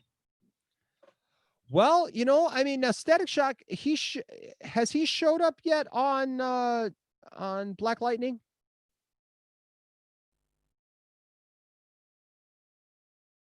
Yeah. Can you hear me? Yeah. Okay. Has Static Shock shown up on Black Lightning? Not that I know of. No, because I don't watch Black Lightning. I started watching Black Lightning, and I got about I'm still in the first season, but I could have swore that Tiffany and Isaac, because they love the show and they watch it, and I could have swore that they said that Static Shock was on that show. It's a possibility. I don't watch Black Lightning. Yeah, I'm pretty sure that he's either on the show now or it's gonna be. Yeah, or they've just started like introducing him into the show. Yeah, so Static Shock is one of those interesting things because Static Shock was was brought in from let's see, that wasn't originally a DC thing. That was Yeah, but I looked it up. Now they're calling it DC. yeah, And well, yeah, he is considered DC because DC bought the company or took over the company. I'm trying to remember what it was because I remember when I was collecting comics, there was a big crossover with Static Shock because I collected Superman comics and there was a big crossover with Static Shock, and I'm trying to remember what the company was, but it's not important. But yeah, talk about Superman. One of my first Superman movie was with Christopher Reeves, the yeah, original when he played Superman. I yeah, seen that one, the three other ones that came after that one, up to Superman 4, and I saw Superman Returns. mm-hmm. I had the complete collector's edition of all 6 movies. Well, that's cool, man, for sure. And What's your favorite one? I gotta say, Man of Steel blew out completely. Mark Cavill right now is my favorite Superman of all time Oh yeah, because when he does the Superman movies, when he did Man of Steel, he actually looked the part. You know, big, how Superman's supposed to look. You know, yeah. and I noticed that they brought back the old suit. You know, with Brian Up, what Christopher Reeves used to wear. And I just can't believe that was actually all muscle underneath that suit. The dude is built, man. I'll tell you what, that's one of the things that I love about Henry Cavill is that, I mean, yeah, they especially the Justice League suit that they put him in, they kind of pad that up, you can see Yeah, the silver, plates underneath the spandex and all that stuff. But I will say this, man, the guy, what I respected and loved the most about Henry Cavill when I first saw him was, yeah, I mean, he looked ripped. I mean, and he looked the part. he did. And those beginning scenes of Man of Steel when like he gets off the Oil rig. the Yeah, oil rig where he's saving people and he's got the beard and he's like looking for clothes. He's like scavenging and stuff and he's going shirtless, man. Like I'll tell you right now, man, I don't swing that way, but I'll tell you what, that is one beefy hunk of man right there. And he is he's definitely the right body type for that. More so than anybody. That was one of the things that I didn't. Now I liked Brandon Routh in Crisis on Infinite Earths. I thought that he looked a lot better this time. But like when he played Superman in Superman Returns, I really felt that like he looked super skinny. yeah, he didn't really fit the build because I watched Superman Returns. And they put At padding the on him. time, it looked good, but now compared to Man of Steel, it's second rate. Yeah, I have to agree. And they put padding on him then, you know? And so, yeah, man, like anything that they put on Henry Cavill, it just accentuates what he already has. My big problem with the previous Justice League is I was kind of hoping they were going to get the Grant, the guy that plays the Flash on the TV shows as the Flash, because it would have been amazing to have him on as the Flash because he knows everything about the Flash. He knows about the multiverse. He knows how. And Ezra Miller just felt off a little. Yeah, well, I think some of that was the writing, yeah, I don't blame the actors. I just blame the script. Yeah, and they wrote him very jokey. They wrote him more kind of more like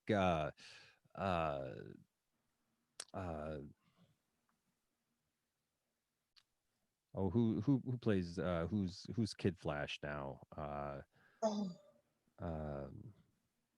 Wally West. Yeah, but the red-haired Wally West. I had a brain fart there. Sorry about that. Yeah. They wrote because Wally West, when Crisis on Infinite Earths happened in the comics and they killed off Barry Allen, Wally West took over. I read the comic. Yeah. So And I Wally kind of, West took over. I was kind of angry they did it. They killed Gary off, but I Yeah. understand why they did. They Yeah, I did- mean, it was a great sacrifice. It was a yeah, great it gave sacrifice. Wally time to shine. Yeah, but Wally was very jokey. Wally Yeah, Wally was very, kind of quippy and and, yeah.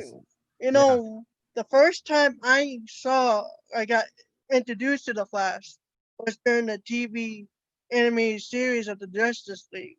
That was the very first time I met the Flash. Great The show. original Justice League TV series. Mm-hmm. And the first time I met Batman was when George Clooney did it. Okay, that was your first Batman movie. Wow. When he did Batman Robin. Yeah. Yeah, it was kind of campy, but Yep. I just laughed when he brought out the bat card. That Oh was, yeah. I laughed. Yeah, there was so much silliness in that movie, but I'll be honest with you. So Nicholas, I can look back on those things, and they make me laugh, Yeah, and I think there's parts of it. There's it parts of was it. Yeah. Go it ahead. was questionable, but at least he kind of have some fun with it. Yeah, like I said, is it a perfect movie? Absolutely not. It's a mess of a Yeah, movie. but it's It's a there to give you a laugh, yeah, because I like Superman 4 still, and I like Superman 3, and I find things that I like about them. yeah, That other people, will sit there and just go, well, those movies are horrible. I hate them. I hate them. I hate them. yeah, but if you grown up with them like we have, you have to respect. Like Christopher Reeves, up until Man of Steel, was my favorite Superman because Yeah. he really pulled it off. I mean, and that was the first movie I saw of Superman. The first TV show I saw was Smallville. I saw the Yeah. first 5 seasons, and then after that, I just gave up on. I heard what happened to that TV show, and I was not impressed what they did with Superman. Yeah. Giving up his powers. Yeah. I was disappointed. Yeah, the thing is, man, is that, as I think a lot of us grew up with, we grew up on Christopher Reeve's Superman. And then that was our first introduction to Superman because that was the most prevalent. That was the one that was, he was the first, yeah, he was the first to actually. Yeah, Superman has always been the granddaddy out of them all. I mean, he was the first superhero to come out. He he had the biggest following, he had the biggest respect, all throughout those early years and everything. And Even today, even today. Superman will always be my favorite superhero.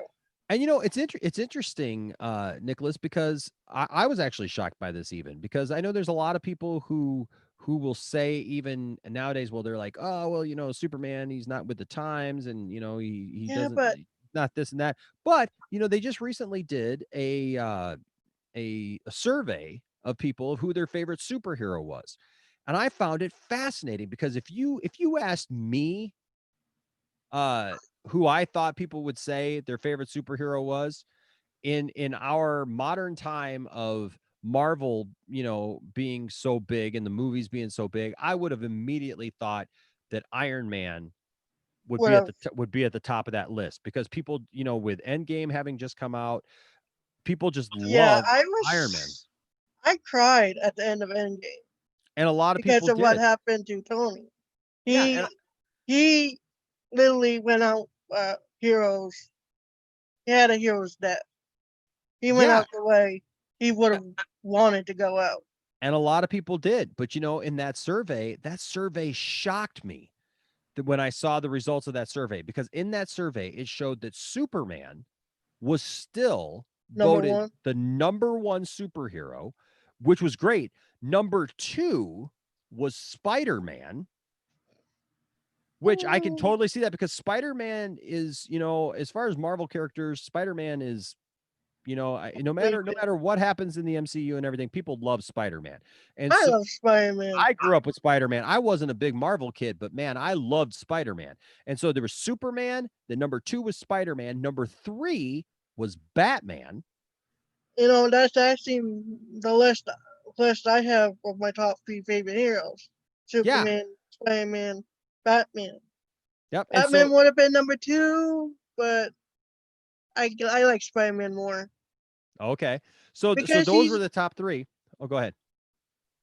Yeah, and when I originally heard about Ben Affleck playing Batman, I was skeptical. But when I watched the movies he was in, he was perfect. Oh yeah, Ben Affleck did a great job. And so those were the top 3. Number 4 was Captain America, and I was shocked that number 5 was Iron Man. I'm shocked. I thought Iron Man would have been higher. Me too. That's exactly how I felt. Hold on just a second. Hey, Jeremy Harris. So how you get in the call is pretty simple. All you got to do is I will go ahead and post this link again. It is a Zoom meeting link.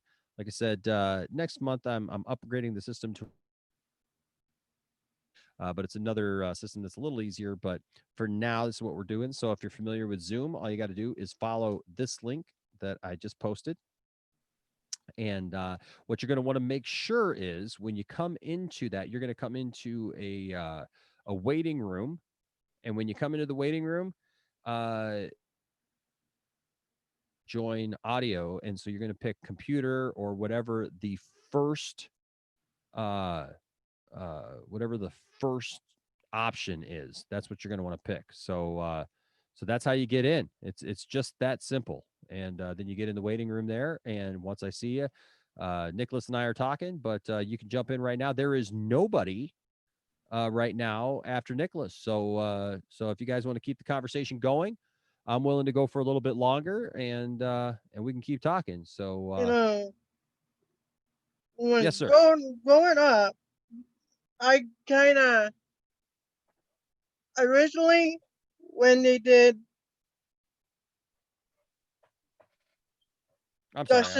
when they originally did Justice League, I kind of hoping they would try and convince Christopher Bale to do it because Christian Bale, yeah, because people say he got the Batman down.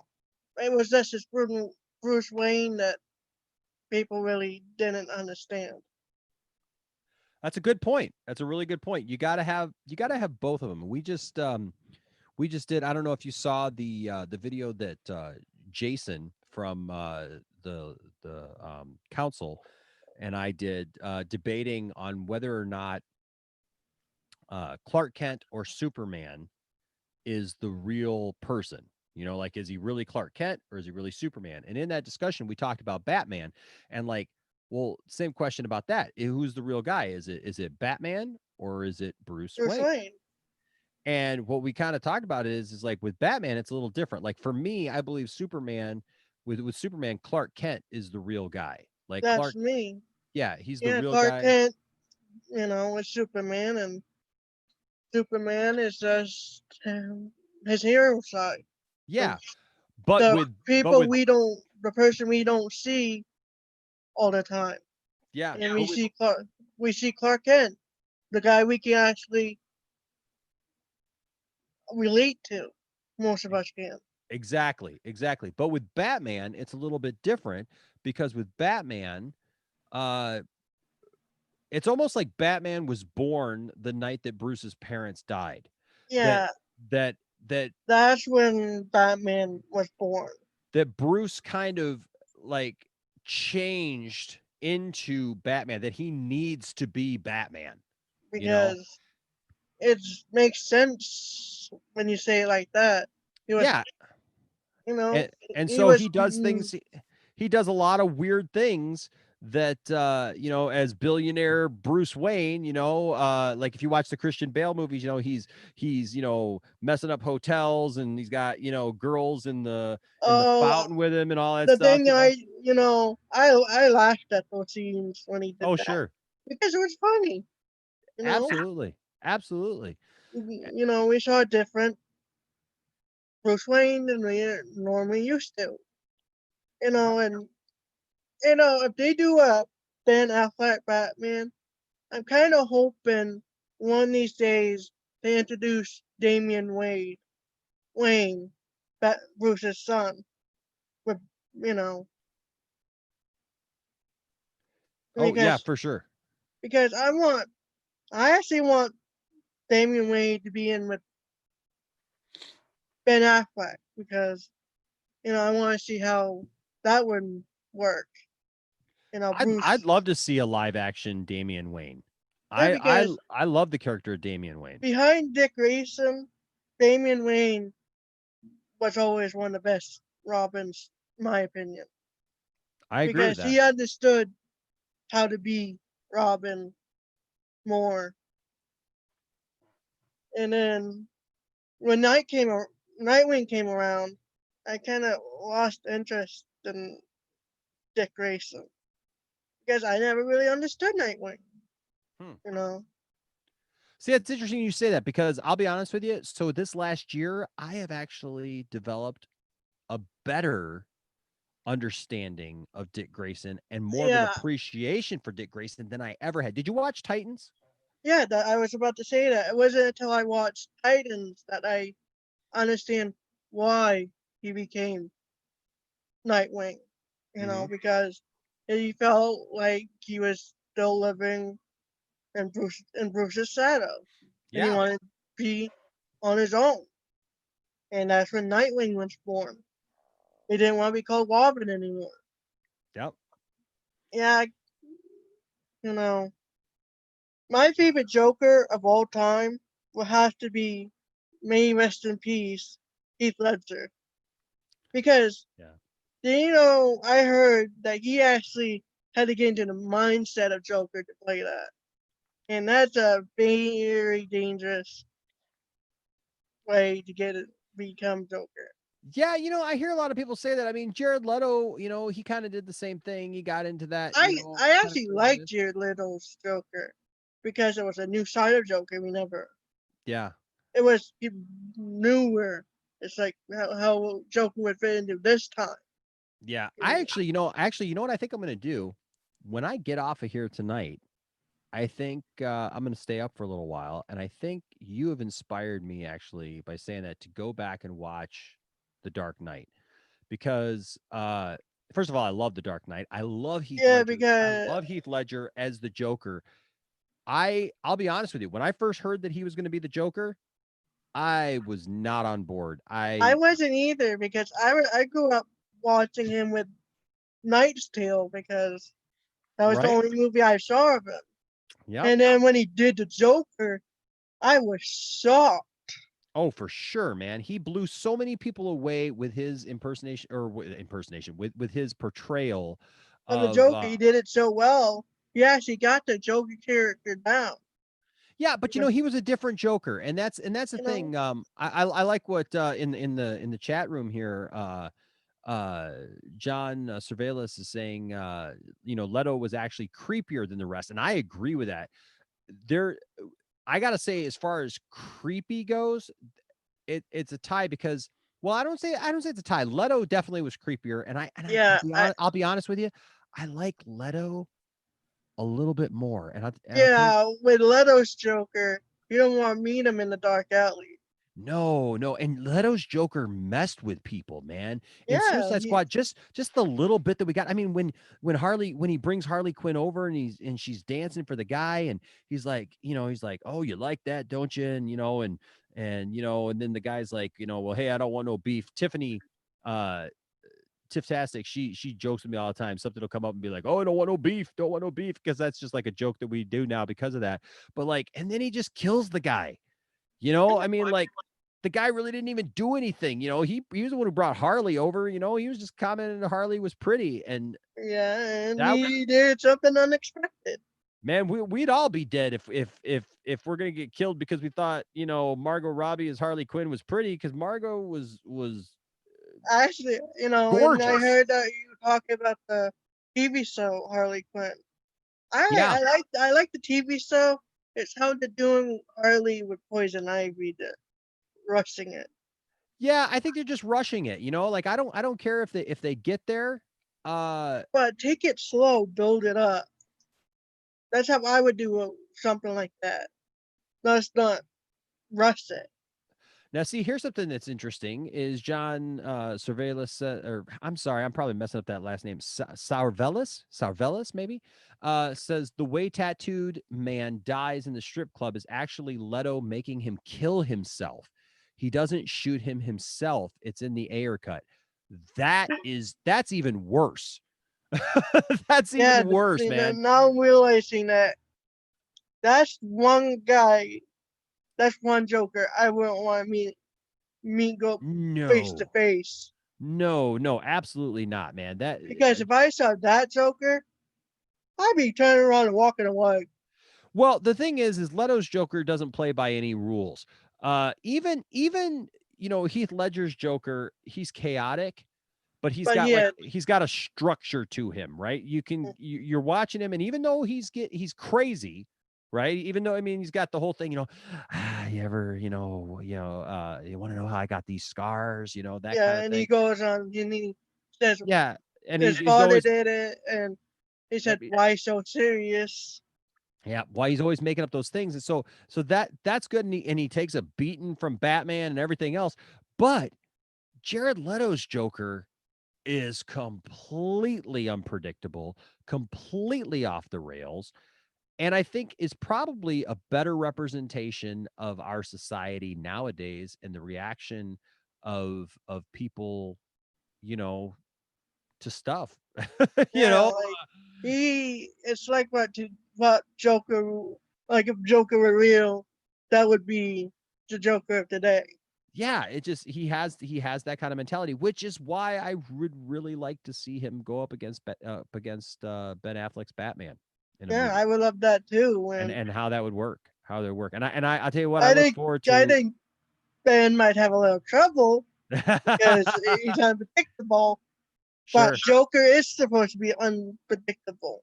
Absolutely. Don't know what crazy stunt he's gonna pull.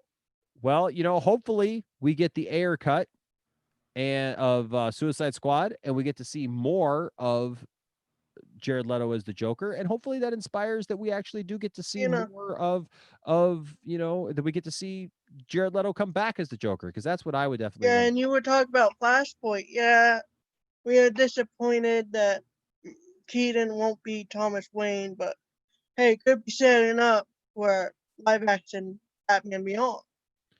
Yeah, but we don't even know. I'll be honest with you, Nicholas, we don't even know if that's what that means. I mean, we don't know that means that he won't be in the movie. Thomas Wayne could still be in the movie. Yeah, it's just like what others have said. It might just be the Flash going to the multiverse. Yeah, so we could see several Batman. Yeah, that's what I hope. I hope we see several Batman. I hope there's more than one Batman in the movie. Absolutely. Yes, that would be awesome. Absolutely, man. Absolutely, for sure. Yeah, like how you were talking about the Green Lantern. That was the one thing we missed in the previous Justice League. Because, where was Green Lantern during that time? Yeah. Was he off planet or? We don't know. Well, and that's what we're going to see in the Snyder cut, because Green Lantern is in the movie. And so we're going to see that. Ryan Reynolds did his best possible, his take on Hal Jordan. He did what he could with the character. Yeah, I think he tried his best. It's just. Yeah, I think they just went in a different direction with that movie. I think they tried to make it a Ryan Reynolds movie, try to make it funny, kind of tongue in cheek and stuff. Yeah, but I don't know that Hal Jordan is that character. Hal Jordan really isn't that funny. He's more. Yeah, he jokes a little bit, but he's more serious than when he jokes. He jokes a little, but when he becomes serious, for sure, that is way. For sure. Because, like, when I kind of was hoping for a Green Lantern too, to see what he would have done against Sinestro. Oh, yeah, for sure. Because that is probably one of the best stinger teaser things at the end of a movie ever, is when Sinestro puts on the yellow ring, and we don't see that. Yeah, and by far, I think Ryan Reynolds, especially, is being Deadpool. Oh, for sure. He was born to play that role, man. Yeah, he was born to play that role. And Deadpool is one of those anti-heroes. He can swing both ways. You know, he can either help you or get rid of you. Absolutely. Absolutely. And if he decides he's taking you out, that's it, man. There ain't much you can do.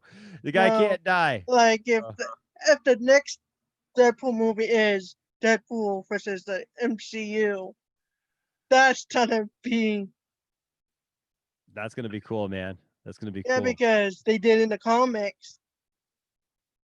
Why not do it on the TV? Yeah, Have him face the MCU.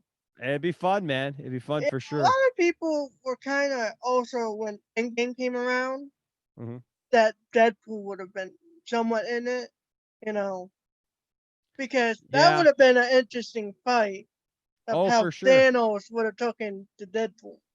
Yeah, that would have been interesting to see, but all those contracts had to be finalized and Yeah, it's everything, and so it something was that kind of all going down at the same time. That movie was getting ready to come out, and yeah, and just wasn't the right time. But no, hopefully, it definitely was not the right time. but to bring hopefully Deadpool. hopefully we see Disney and Marvel introduce those characters in a good way, and we see good representation for both the X-Men and of course I don't for phase 4, I'm hoping it's Galactus as the final boss.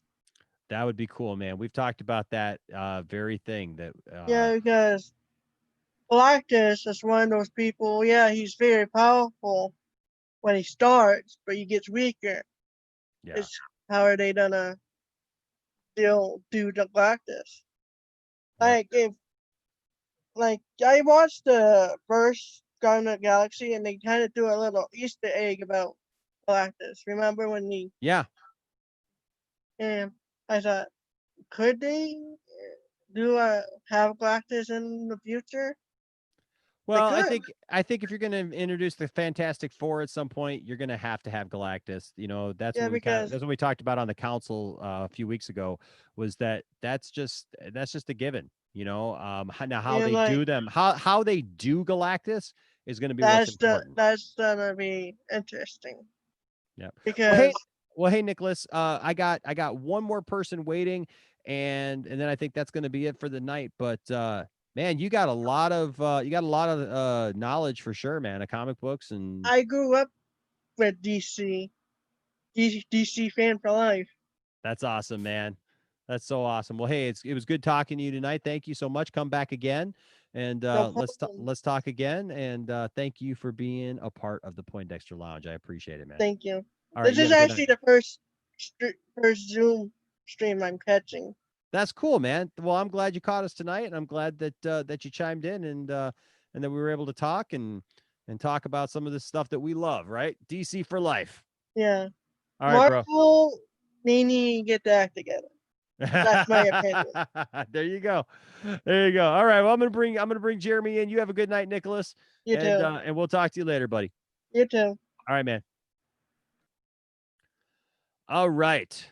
So now we got Jeremy Harris, and I'm wondering, I'm gonna roll the dice on this with Jeremy, because I know a Jeremy Harris, and I don't know if this is the same Jeremy Harris. It may not be, but it might be.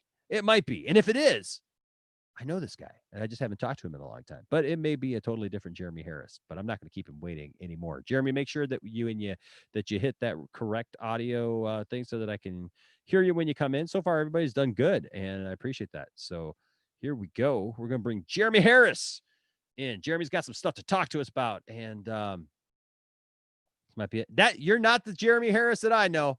But that's okay. That's okay. I know now. I know you. I know you, Jeremy. So we're gonna get your audio connected here. Hopefully it connects here. It's that first one. There we go. It says it connected.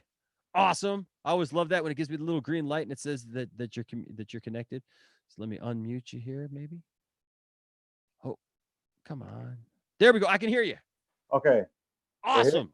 Awesome. Yeah. What's up, Jeremy? What's up? Yeah, I'm not the same Jeremy, unfortunately. You are not the same Jeremy.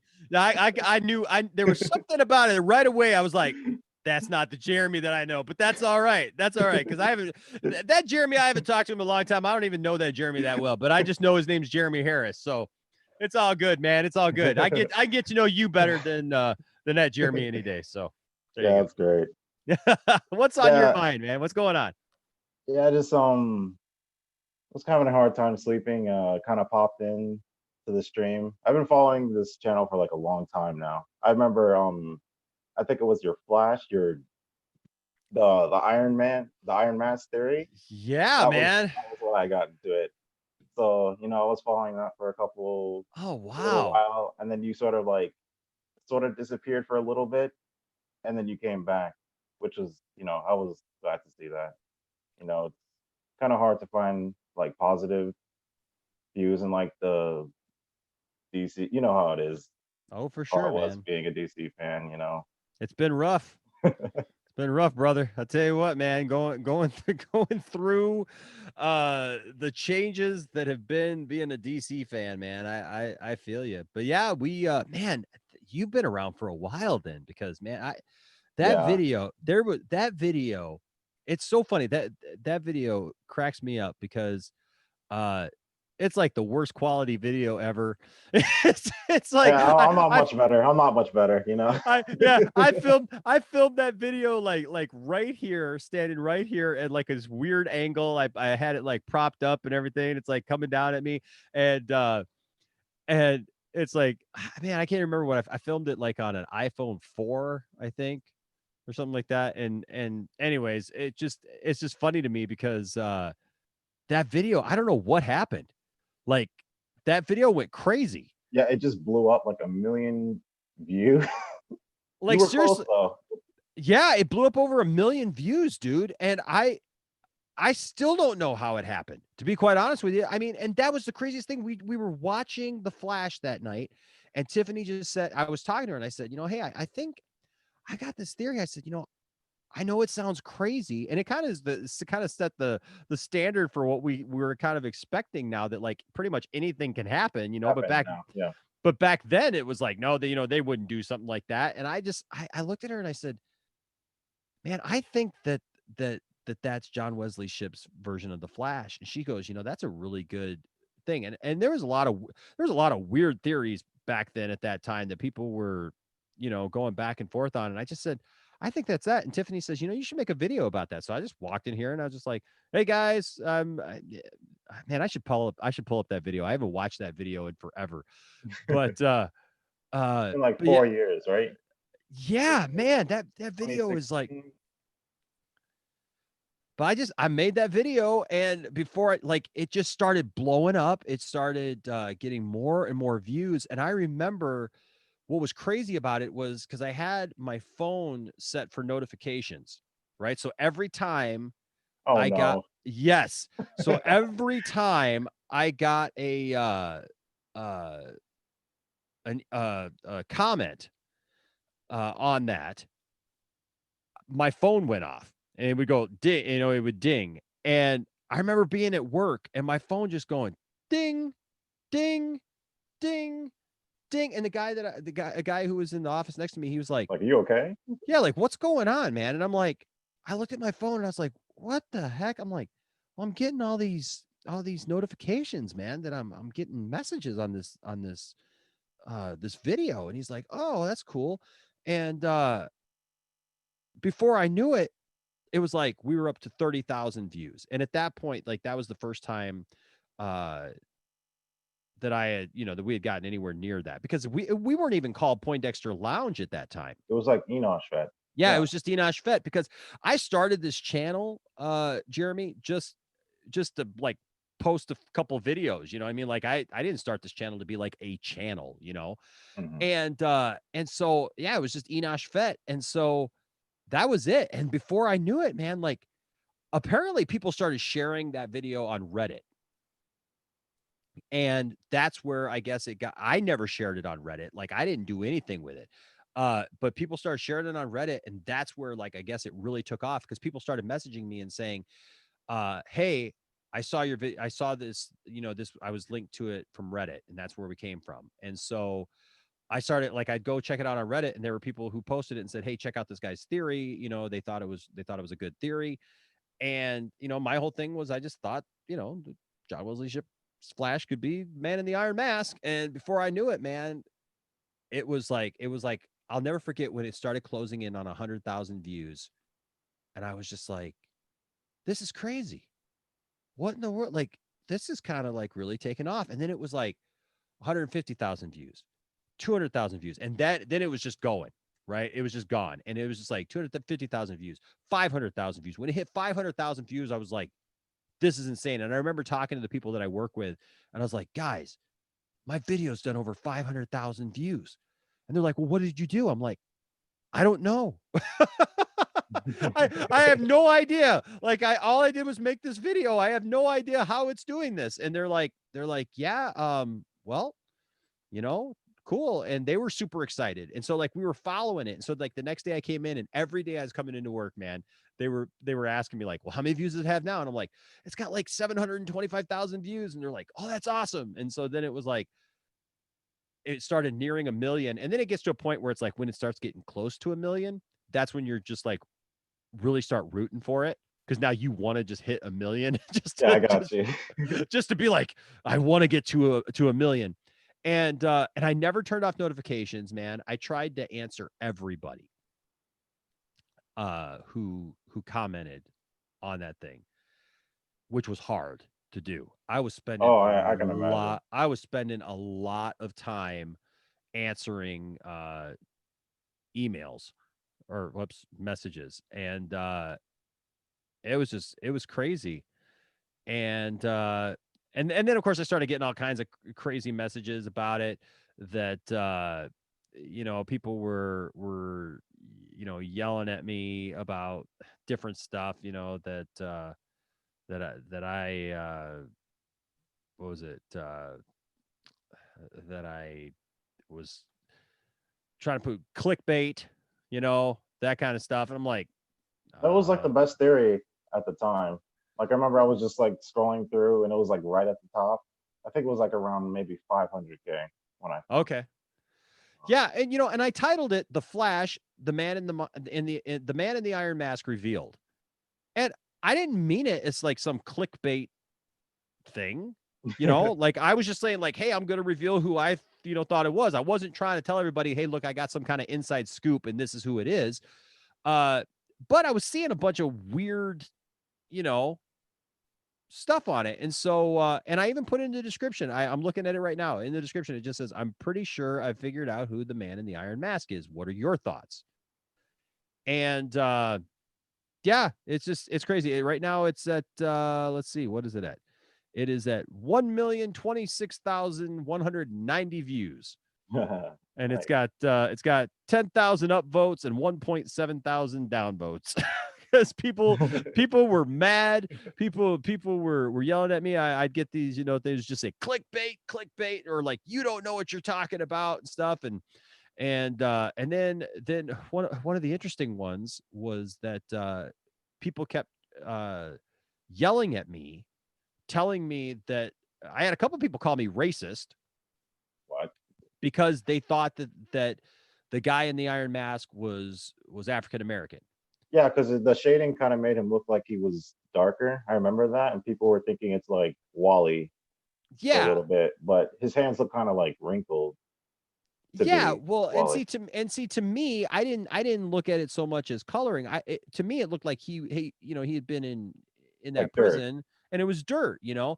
And but yeah, I had a couple people like come out and like try to call me a racist and stuff, and I'm like, dude, I just think that it's this guy. Like I don't have an agenda. I just like the show, man. I don't know what to tell you. And I mean, you can't be racist. I'm here. there you go. There you go. Well, I'll tell you, I'll tell you this. You might get a kick out of this, man. So Go ahead. one of my best friends is Nigerian, and his name is Godwin Ezeke. And he, you know, some people, especially when they're from, you know, Africa, they've just got a certain way that they think. They have a certain worldview, you know. And I'm originally from Las Vegas, and I'll never forget, man. It was the most uncomfortable conversation I think I've ever been in my life, no. man. And it was so funny. And I've shared this story. I'm in this conversation. My friend Godwin is sitting there, and this was like early to mid 90s, right? So this is when like there was like that big push where there's the big push to be called African American. Mm-hmm. And I'm sitting there, and of course, I'm the white guy. I'm the one white guy. And my friend Godwin is in an argument with some other guys who are also black about whether or not they should call themselves African Americans. And he was very adamant, that he's like, look, you don't know this and that and stuff. And I'm just like, okay, I don't have anything to say in this conversation. This is not about me. This is okay. And I just kind of sat there, and my friend Godwin tried to pull me into that conversation. I kid you not, Jeremy. He's looking at me, and he's like, he's been here since he was like 5 years old, but he still has a thick accent. And he just says, and you don't know where you're from. You don't know what, your tribes. You don't know what country you're from and stuff. You can't call yourself that. And he's like, right, Enosh? And I looked at him, and I said, nope. I said, nope. Staying out of this one. Nope. That's not me, man. I got nothing to say. I don't care what people want to call themselves, man. You like, you do you. You do you. That's not me. And it was so funny. But yeah, that video, man, we just it was so funny. If you don't mind, let me since we'll get to some other stuff too. But I'm gonna play the beginning of this because I look totally different in this thing. And it's just funny. This just cracks me up, man. So this is the video that brought you here. Yep. This is cool. Okay, so we got to take a look. Hi, at YouTube. My name's Enosh, and I'm going to tell you who the man in the Iron Mask is on The Flash. Stay tuned. So on this, we're going to talk about spoilers for Season 2 of The Flash. Who is that? If you watch The Flash and you've been caught up, great. If you're not caught up and you don't want to hear any spoilers and you want to avoid all that, you should probably set this video to the side, maybe like it or something like that, and come back later, okay? I love that shirt, by the way. So this has been like one of my favorite great shirts. season of The Flash so far. I've really enjoyed it. My family's really enjoyed it. We've just got to see all kinds of cool things from all over the multiverse. We've got to see all kinds of cool characters we never thought we'd see on TV. I mean, that was the other thing, Jeremy. A lot of people yelled at me because they're like, why is your intro so long? Like, just tell us your theory already. And I'm like, I'm just excited about The Flash, guys. Come on, We got Jay Garrick in his classic uniform, inspiring even my 11-year-old to want to go as Jay Garrick for Halloween. Who would have ever thought that would happen? I mean, he literally said to me, hey, I think I'll make things easy on you this year, Dad, for my Halloween costume and go as Jay Garrick. And I'm like, dude, nobody has wanted to go as Jay Garrick. Nobody even knows who Jay Garrick is. He's here to find a regular Flash costume. But anyways, we got to see that. Now, I know he turned into Hunter Zolomon and eventually Zoom, but we got to see that. I mean, how cool is that? We got to see Earth 2. We got to see all these crossover characters, all these villains that we never thought we'd get to see. We got to see King Shark on screen in live action.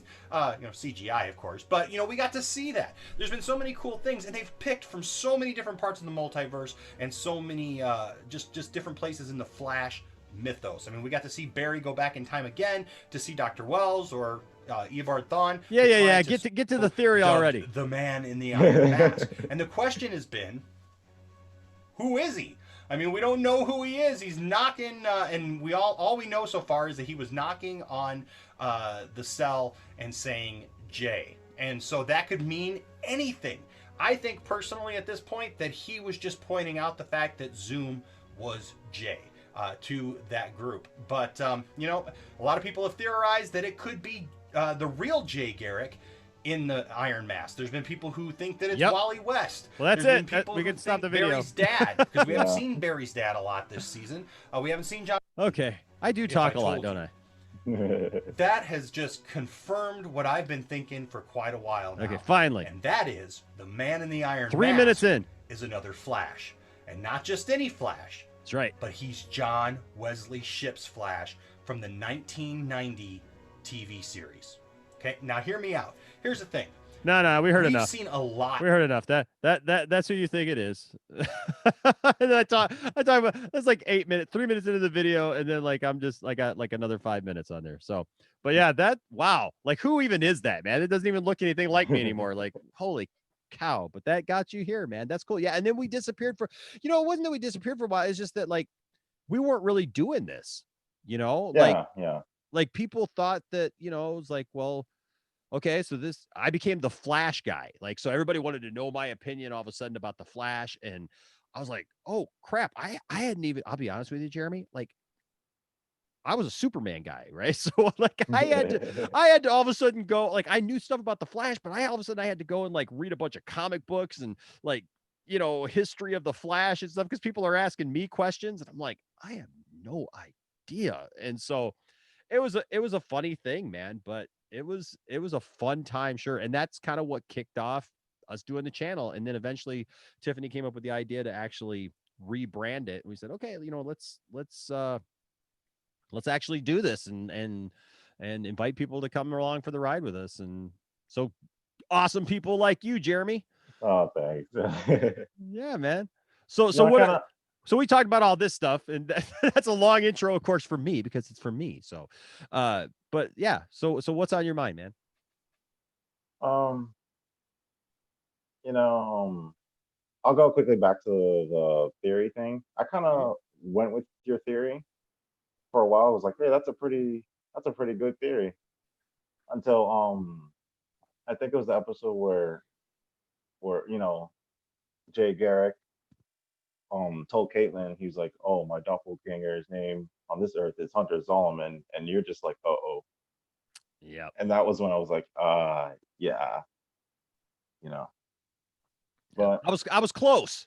I was real you were close. very close. I was real close. And it was definitely out of all the theories that were going around at the time, it was like I felt, and not just because it was my theory, I just felt like it was like one of those theories that like one, you'd want to see, for sure.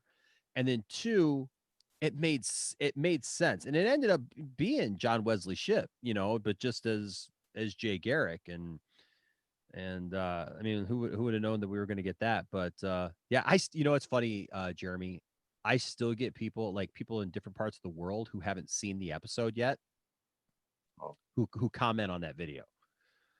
And I'm told that I'm wrong. Like,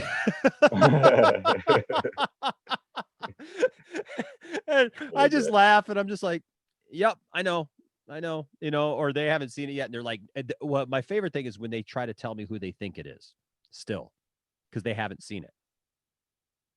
And like the rest of the world knows who it is, but that's funny. That's funny. That's good stuff, man. That's good stuff. So yeah, so you saw through my facade and you saw what was really going on, and it's pretty good. It's pretty good though. Yeah. No, I think it's like the thing with some of these Arrowverse shows, it's like sometimes like being a comic book fan and reading it can be a curse, especially when they're like trying to do a reveal, especially with the Savitar thing, because I just happen to like read the Future Flash storyline. I'm like, it's so obvious that it's him. Like they were trying to make it different, but it's like, come on. Yeah. You knew it was Barry under there. Oh yeah. Time. Oh yeah. Yeah, and they try to drag it out. I think that's the one bad thing sometimes about these shows is they got to cover 22 episodes. Yeah. And so because of that, storylines get drawn out so long. Definitely the biggest detriment to the Arrowverse shows. And I'll say, this past season of The Flash, they handled it so perfectly. I think it was really underrated. The way that they did it was they basically split like the blood work story in the first part and the mirror master part in the second half, even though he did come back. Mm-hmm. And I really enjoyed this season. Shame what happened to Elongated Man, but Yeah. I know that it's disappointing. It's I don't know. So a couple things I want to talk about then, since you brought up two interesting things. So because when we first started, I don't know if you were here when we first started the stream, but we had somebody come in and they were talking about how they really did not like season 6, that they thought that like after Crisis happened that it really kind of died. And my take on it was the beginning part of the season I thought was good. It was leading up to, I liked how like immediately they started leading up to Crisis. You know, it was like Crisis is coming, we're doing this. And you got the blood work stuff, and I loved the blood work stuff. I thought that the blood work stuff really worked. But then it was like after Crisis, it was like we almost had like 3 or 4 episodes in a row that were just it was like the it was just like the bubble popped or something, and it was like there was like no momentum at all. And then for me it was just kind of spotty. Like there were like really good parts, and then there were parts that you're just like, what is going the Iris thing? What do you think of the relationship between Barry and Iris in general? Like not even just like the Mirrorverse Iris, but like just how she acts. I love Candace as an actress. Yeah, as an actor and actress, I love them both individually, but like it's just not really there for me. The As it should, chemistry just you the know? chemistry is I don't know. It seems like it used to be there, like especially when they first got together, you know, and there was the like, are they going to get together thing? Yeah. It was really, really awesome. And then I don't know, at some point, like when they started writing her to be like, you know, oh, we're all the Flash, and you know, and all that stuff, it was like, what, you know, and she's constantly just on him. Like Tiffany even like leaned over to me at some point during the season and she goes, you know, I know that the real Iris is in the mirror and that this other, you know, Iris is supposed to be like all rude and, you know, and everything. She goes, but there's times you can't tell the difference between the two of them. Yeah. Like no wonder Barry can't tell the difference, you know? So it was interesting though, you know? But what do you think of, like, people are going after, Danielle Panabaker now, you know, like they got rid of what's his name who played Dibney, you know, who played Harley Elongated Sawyer. Man. And Hartley Sawyer. And now they're going, like I've seen people go after Danielle Panabaker hard, and it's interesting because so far all I've seen, like I don't know her personal feelings on stuff. I don't know, you know, I haven't really seen anything like actual that she said. I could be wrong, you know, and if I am, I am. But so far, all I've seen is that people are mad because I hate this term, but she's shipping uh Barry and you know Caitlin, you know, and because she made some comment somewhere that she thought that they would make a cute couple or something. I don't even know, but there's like all these people now wanting to get rid of her. And man, you get rid of Caitlyn, and I don't know how much you got left there of the heart of the show. Then, what do you think about that? You know, just the whole cancel culture in general. Easily, like, it started off as like a good thing, you know, in Hollywood when they were like are touting out like the Harvey Weinsteins and so on and so on. But then it just got like ridiculous, you know. It's like you did this 20 years ago, you're just done. You know, and speaking from personal experience, you know, it's like, and I know this is a little bit off topic, but you know, I played No, in like you're the topic, man. You're that's what this is, man. We're talking about whatever you want to talk about, bro.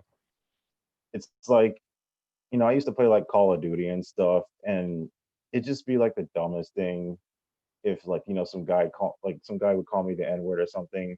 Then I Googled up his name, found out he's like a famous, you know, very successful, and then like outed him out for that, even though it's not like, even though he was like 10 at the time. You know what I'm saying? Yeah, It's just like yeah, ridiculous. Yeah, you know, and that's a Like, you know, how like, dare you grow as a human being, you know? well, I think you make a really good point, Jeremy.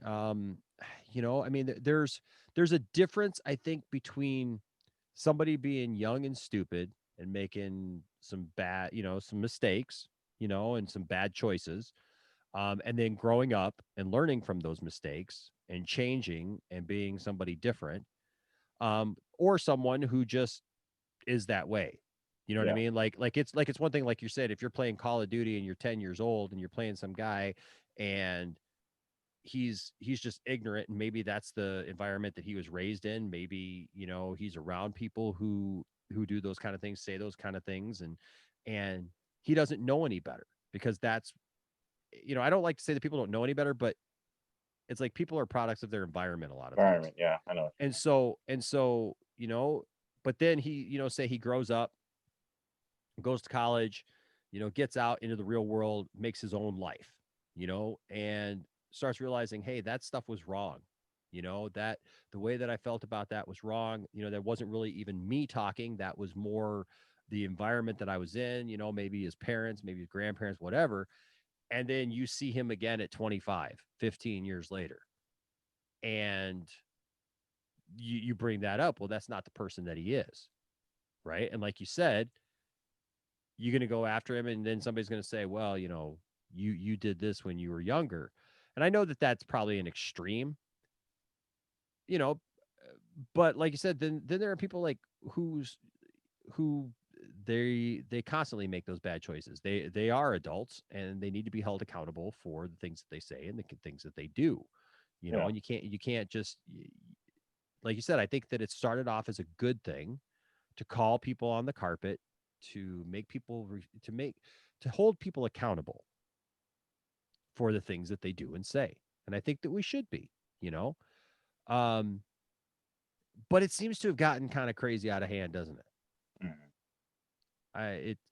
It's like I don't feel that we have to excuse people for stuff, but it's like when you see some of the stuff that goes on, I don't know, it's rough. And you know I think that it takes more and more people kind of understanding that, that it's like, okay, what are we going to go after and what are we not going to go after?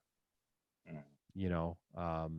And I don't know that line has been clearly defined right now, especially in our country with a lot of the stuff that's going on, and and how people feel. And it's hard, it's really hard to kind of navigate those waters. But I think for all of us, we just got to try to be better humans. We just got to try to be Amen. better. Just got to try to be better to each other, treat each other with respect, and doesn't matter what color you are, where you're from, what you're doing, or whatever. That's what you got to be. And so I don't know. It's just it is disappointing when you hear somebody, especially a celebrity, somebody that you've looked up to, somebody that you've enjoyed, um, and then you hear some negative things about them. But I think too, it's interesting to me how some people are excused easier than others. That's what I don't understand about it, I guess. Is there's like some people like who are super popular, and if they're super popular, it's like it's in the news and then it's gone, right? But then there's somebody like who maybe isn't as powerful, and then all of a sudden they're like, it doesn't get dropped, and that person's the one who gets fired from their job, and and everything else. It's like I don't know. I mean, I just don't know. I don't know what the answer is, and obviously we're not going to, I planned on solving that tonight with you. I thought that you and I could solve that whole thing, and then probably we could tweet it out and tell everybody that that Jeremy and Enosh got together and we solved the whole thing. But besides that, I mean, I think it's having conversations, and just being respectful of each other, and Understanding. Yeah.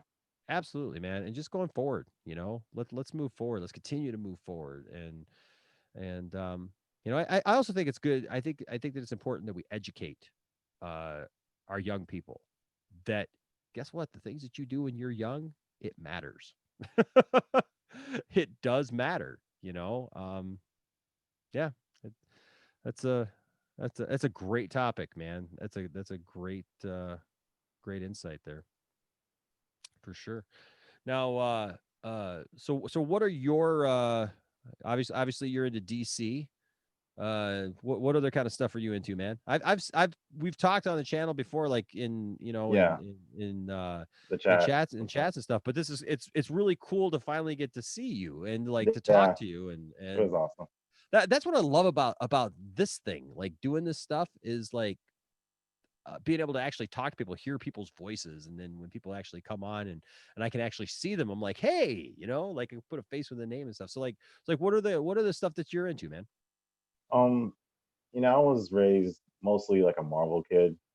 Didn't really get into the DC things. It was actually interesting because I got into DC through Smallville. Okay. So, I used to see like Young Justice, Teen Titans, but it just like never really interested me. But, I saw Smallville. It used to come on at like 5 a.m. in the morning, and I actually would get up before school to go and watch it. Like it was that good. And I finished it all 10 seasons. I think it was 10 seasons. It came on like every day. So I got to like binge it basically. And then after I finished that, the Man of Steel movie was announced, and I was like kind of bummed out that Tom Welling wasn't going to be in it. But man, when I saw that trailer, I was like, yeah, I was all in for this. That what's his name, Zack Snyder? Mm-hmm. Yeah, that dude. I don't get the hate. I still don't get it. No, no, it's interesting because like there's been this weird like switch that flipped, right? So everybody was like anti-Snyder for the longest time, and it was like the guy doesn't know what he's talking about. He doesn't know he hasn't read a comic book, blah blah blah. When clearly he had because his I stuff feel like was if anyone has read a comic book, it's him. right.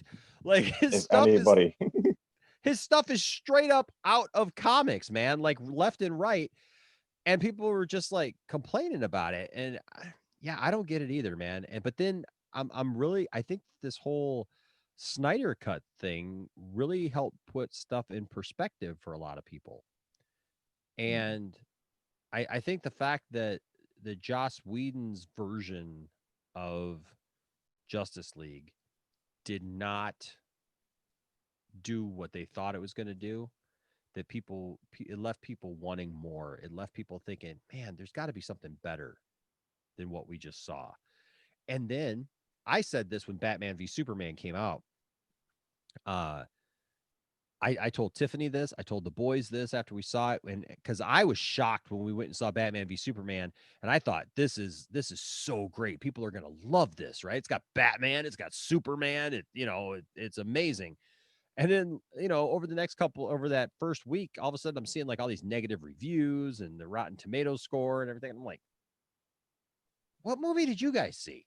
Like, cause that ain't this movie. And I told Tiffany, I said, you know what? You watch this movie. This is going to be one of those movies that when it first came out, it's shocking. It's different. It's completely different than anything people have seen before. But 10 years from now, people are going to respect it and people are going to get it, and it's going to be one of those movies. And here we are, less than that. I mean, we're not too far removed from that.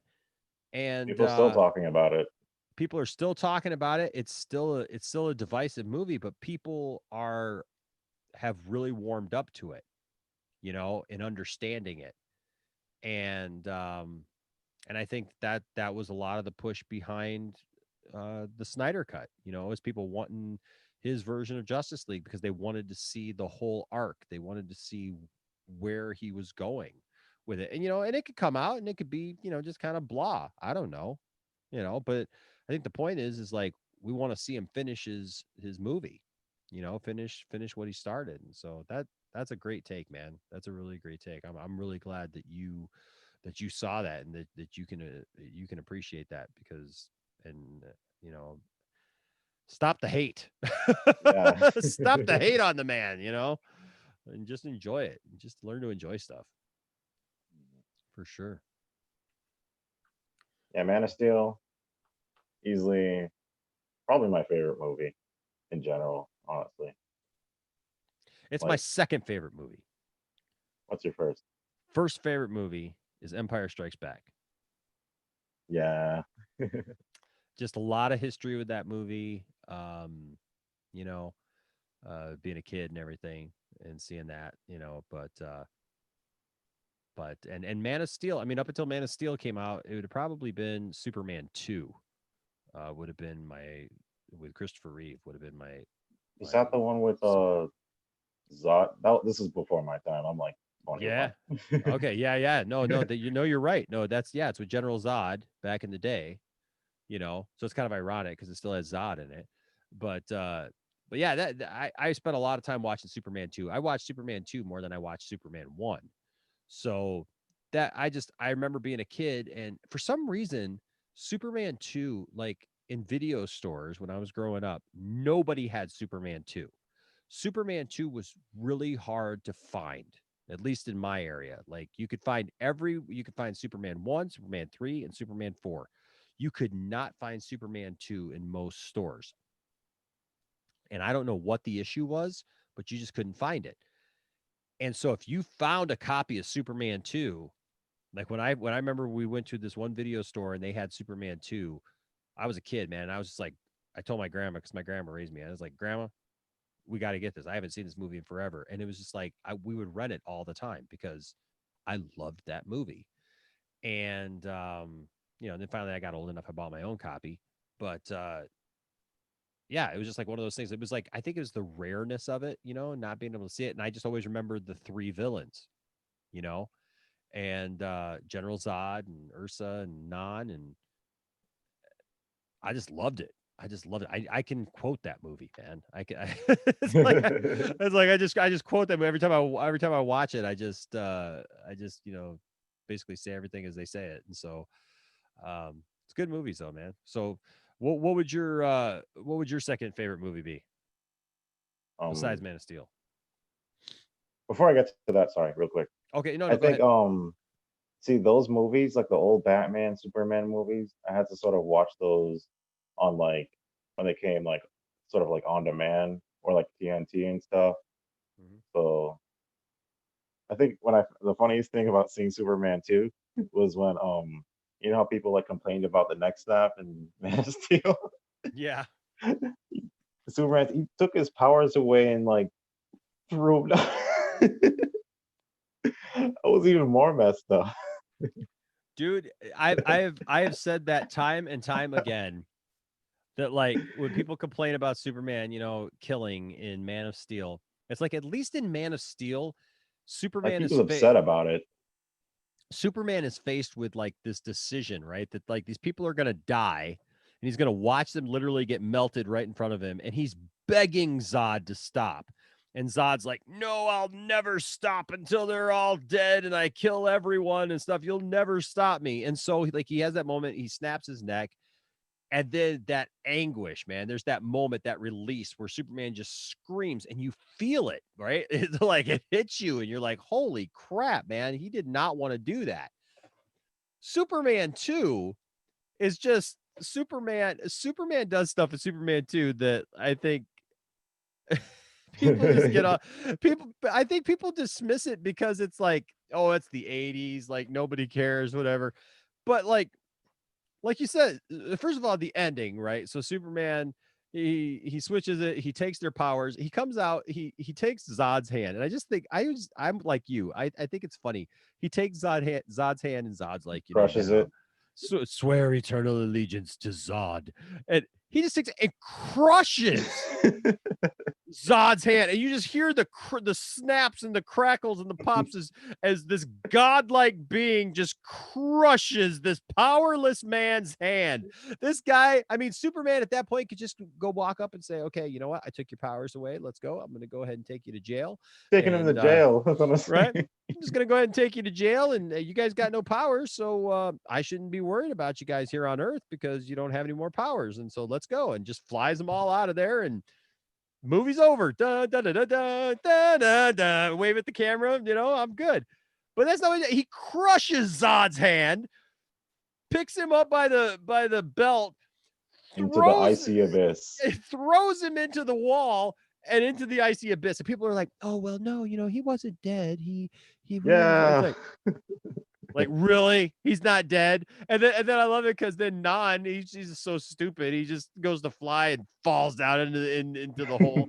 And then Lois gets in on the action and just hauls off and decks Ursa and like just kills her, throws her down in the hole. And it's like, yeah, they're dead. Sorry to burst your bubble. Yep, just check. They're dead. They're still dead. And I don't get it. But then I love that because Superman also, Superman gets the crap beat out of him when he loses his powers. When he gives up his powers, they go to In the that bar? they go to the little diner there, man, and that trucker just manhandles him, man. I tell you what, just messes Clark up. And I love at the end, Clark goes back. Like Superman is vindictive in that movie. Superman's like, nope, that guy beat me up when I didn't have any powers. The comments are just amazing because Clark is sitting there and he's just like, that's strange. Never seen garbage eat garbage before. It's like, this is Superman. And he's like taunting this guy. I've never seen garbage eat garbage before. He's like, I think you're sitting in my favorite seat, sir. He's like, oh yeah, well, come get it, Four Eyes. He's like, he pushes his glasses up and just walks right over there. The guy just hauls off and hits him in the stomach. Like, of course, and it makes the metal sound. I never understood that like, I get it. Like he's as strong as steel, but like, why would he sound like steel? Like, like when you hit him, like, I don't understand it. But like hauls off and hit him, it sounds like he hit metal. And he's like, oh, he's breaking the other guy's hand now, but he's doing it with his abs, boom. It's like holding, and he throws him down the thing into the pinball machine. And he's just, everybody's looking at him. He's just like, I've been working out. This is so funny to me. I don't know. I get it, man. I get it. Those are great scenes. And yeah, Superman kills, man. It happens. I don't know what to tell people. Batman kills too.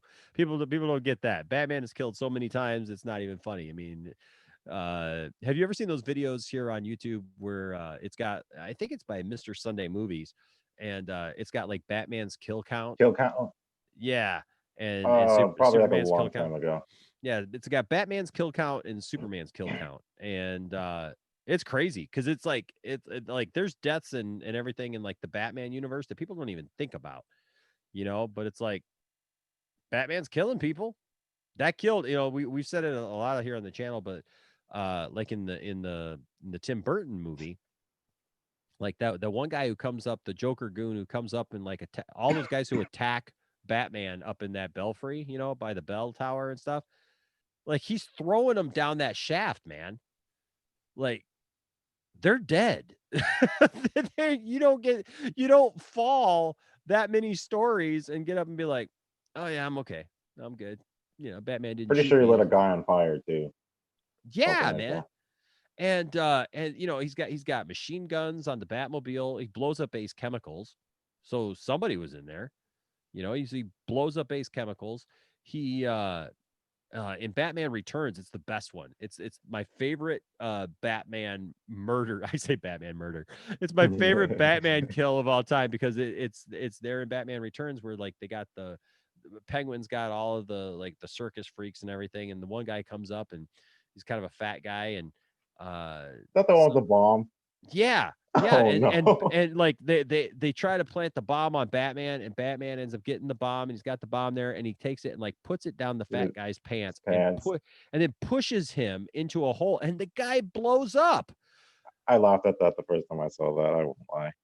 The guy is dead. I'm sorry. He ain't coming back from that. So that's great. That's great stuff. But then there's people who complain and that, they were mad at Batman v Superman because Batman killed. They were mad at Man of Steel because, Superman killed, and they feel like Superman shouldn't kill and Batman shouldn't kill. I look at it like this. I think superheroes should have a policy of trying not to, but sometimes lethal force is justified, and, what I did love was in Man of Steel, where they showed his anguish over it. You know, like in Superman 2, when he kills Zod, and he does that whole thing and throws him away, like he's just like, "Yep, killed him. Let's go, let's go home." Like everything's okay. But in Man of Steel, at least when he kills Zod, man, you can tell that he really feels it, and that it propels him to another level of wanting to do better.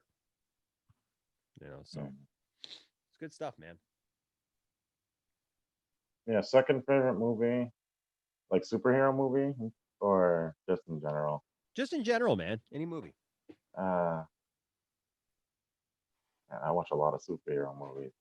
Yeah. The Last Samurai is probably one of my favorites. Yeah, good movie. That's an interesting choice. That's an interesting choice. That's the Tom Cruise movie, right? Yeah. So I'm going to be honest with you. I have never seen The Last Samurai. Good lessons to be learned. Honestly, Hans Zimmer composed it. That's where I saw it. Yeah, great movie, great watch. Yeah, I'm gonna have to definitely gonna have to check that out. If that's your second favorite movie, I will definitely have to check that out. Oh, I got to answer J Money. J Money's in here. So J Money, we answered this earlier, but I will answer it for you, J Money. Hopefully you're still here.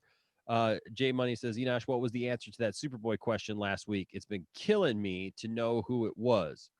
And he says, Man of Steel for life. Love it, J Money.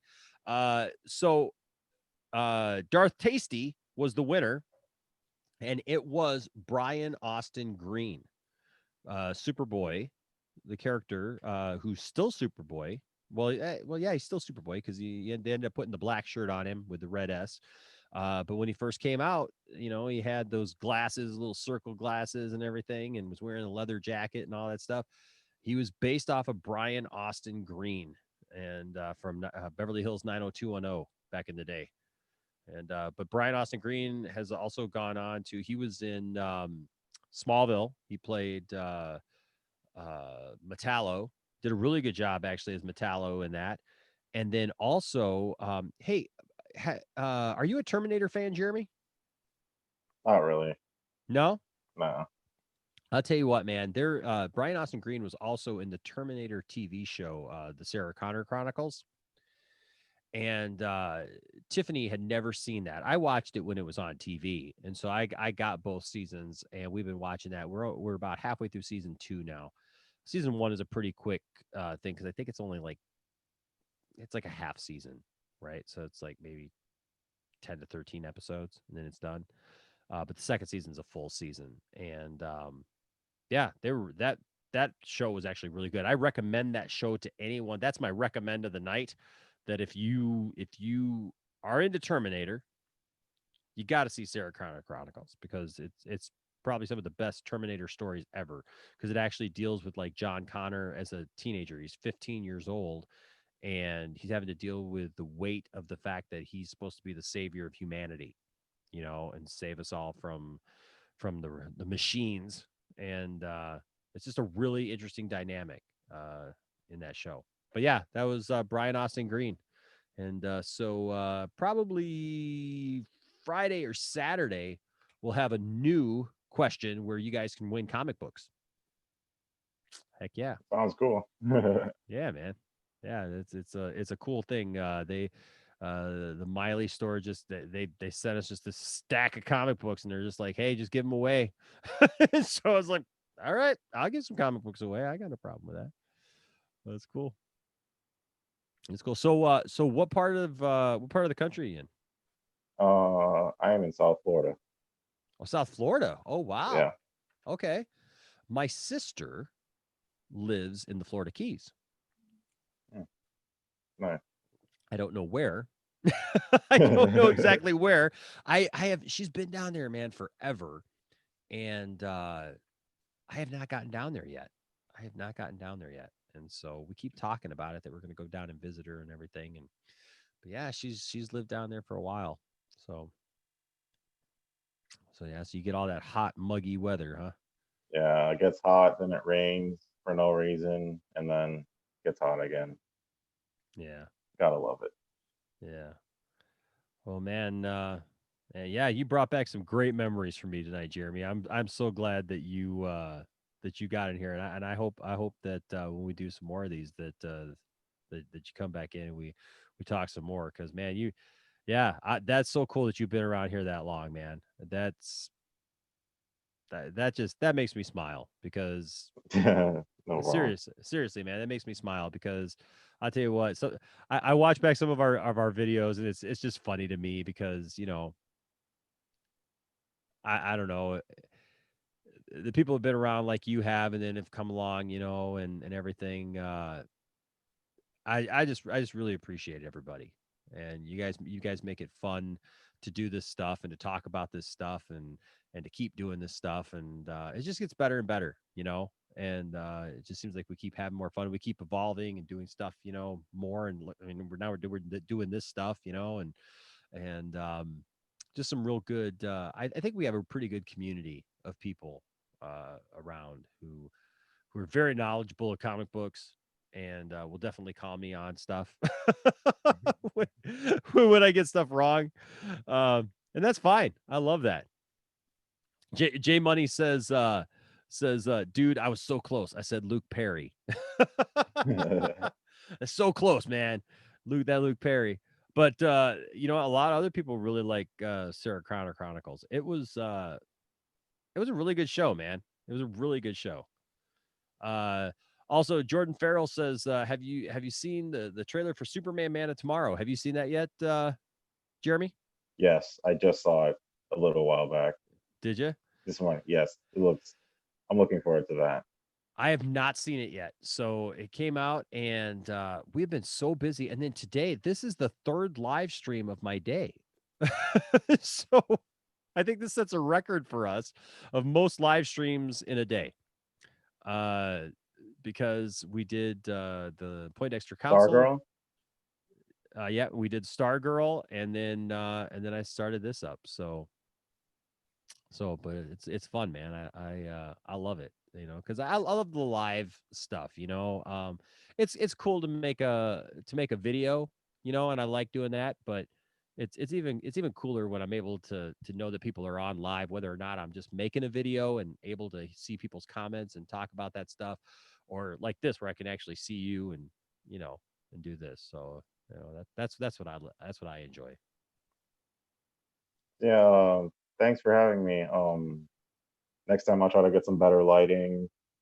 I kind of just like threw this up here. This is on my poor Android phone. Dude, that's okay, man. That's okay. I tell you what, I'm trying to upgrade myself, because you'd be surprised. Most of what I do here on the channel is because of this baby right here. like seriously, man. Like I got my iPhone, and like I do so much on my iPhone. It's not even funny. Like editing and stuff like that, because iMovie's on there. And I mean, I got a laptop here that I'm doing, but like even my laptop, like this isn't like the best quality and stuff. I've been talking to some friends of mine like about like, okay, like what kind of camera do I need to get where I'm not like investing like $1,000 into it, but that'll look something nice, and do. But in the meantime, I look at it like this: we're still having fun, we're still doing our thing, and Yeah. I've had there's this guy I know, and he's just like, oh yeah, you're using iMovie. Oh, it's a guy who doesn't even do video, right? He just knows people who do video, and he's like, you're using iMovie. Oh my gosh, that's so bad. I'm like, dude, I've done more with iMovie than you could even possibly fathom. All right, like, yeah. And then he'll see something that he's done, he's like, well, you didn't do that in iMovie. I'm like, yeah, I did. Yes, I did. Yeah, I did. And not only that, I edited it on my phone. And he's like, what? I'm like, yeah, man, I did all that on my phone. Take that, put it in your pipe and smoke it. No, I don't know. It's just funny. But yeah, man, you know what? You use what you got, and it's okay, man. It's all right. I'm just glad that you chimed in tonight. I'm glad that you joined in and shared some stuff with us, and shared some memories with us, and brought me down memory lane, as it were, because those were good times, man. And I think that things get even better. So thanks so much for joining me, Jeremy. I appreciate it, man. And you come back anytime. All right. Next time we do this, definitely come back, and let's talk some more. All right. Will do. Thank you. All right, Good brother. night. You have a good night. All right, man. Well, guys, this has been it's been a fun night for sure, man. You guys are great. That was so cool talking to Jeremy there. Jeremy bringing back memories of man some of our early videos, man. It's just cool. It's good stuff, you know. And this has been a journey for sure, and it's a fun journey, man. It's such a fun journey. But I see you guys talking there about Sarah Connor Chronicles, and I agree with you, J Money. Sarah Connor Chronicles was much better than everything after Terminator 3 or after Terminator 2. So Terminator 3, you know, Terminator 3 is all right. It's just got some flaws, you know. And I think the problem with Terminator 3 is it lost the heart of Terminator. You know, Terminator 2 had so much heart in it with the Terminator with the T-800 learning from John Connor and growing and stuff. And then when that Terminator went away, you know, even John Connor in Terminator 3 is kind of like, hey man, you know, like come on, you know, let me kind of start over from scratch. I'm going to teach this T-800 how to be human, and it just doesn't work the same. And you know, I think that goes for the movie in general. It just doesn't work the same.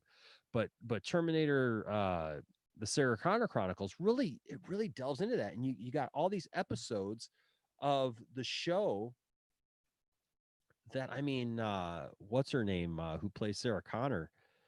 I mean, when you start realizing that like she played Sarah Connor more than you know, the original Sarah Connor, and she does a really good job. She's very convincing in that role, much better than any of the people who have tried to play Sarah Connor since, for sure. And the thing is that harkens back to the time when the focus was on John Connor. You know, they weren't trying to make John Connor the bad guy or some kind of Terminator, you know, hybrid, and they weren't just like totally killing him off. I was really it was the one thing, man, about the new Terminator movie that really disappointed me was that they just killed off John Connor and they just moved on. So Michael Castillo, I will say this. Yeah, we can do some comments here, and then I'm going to get going.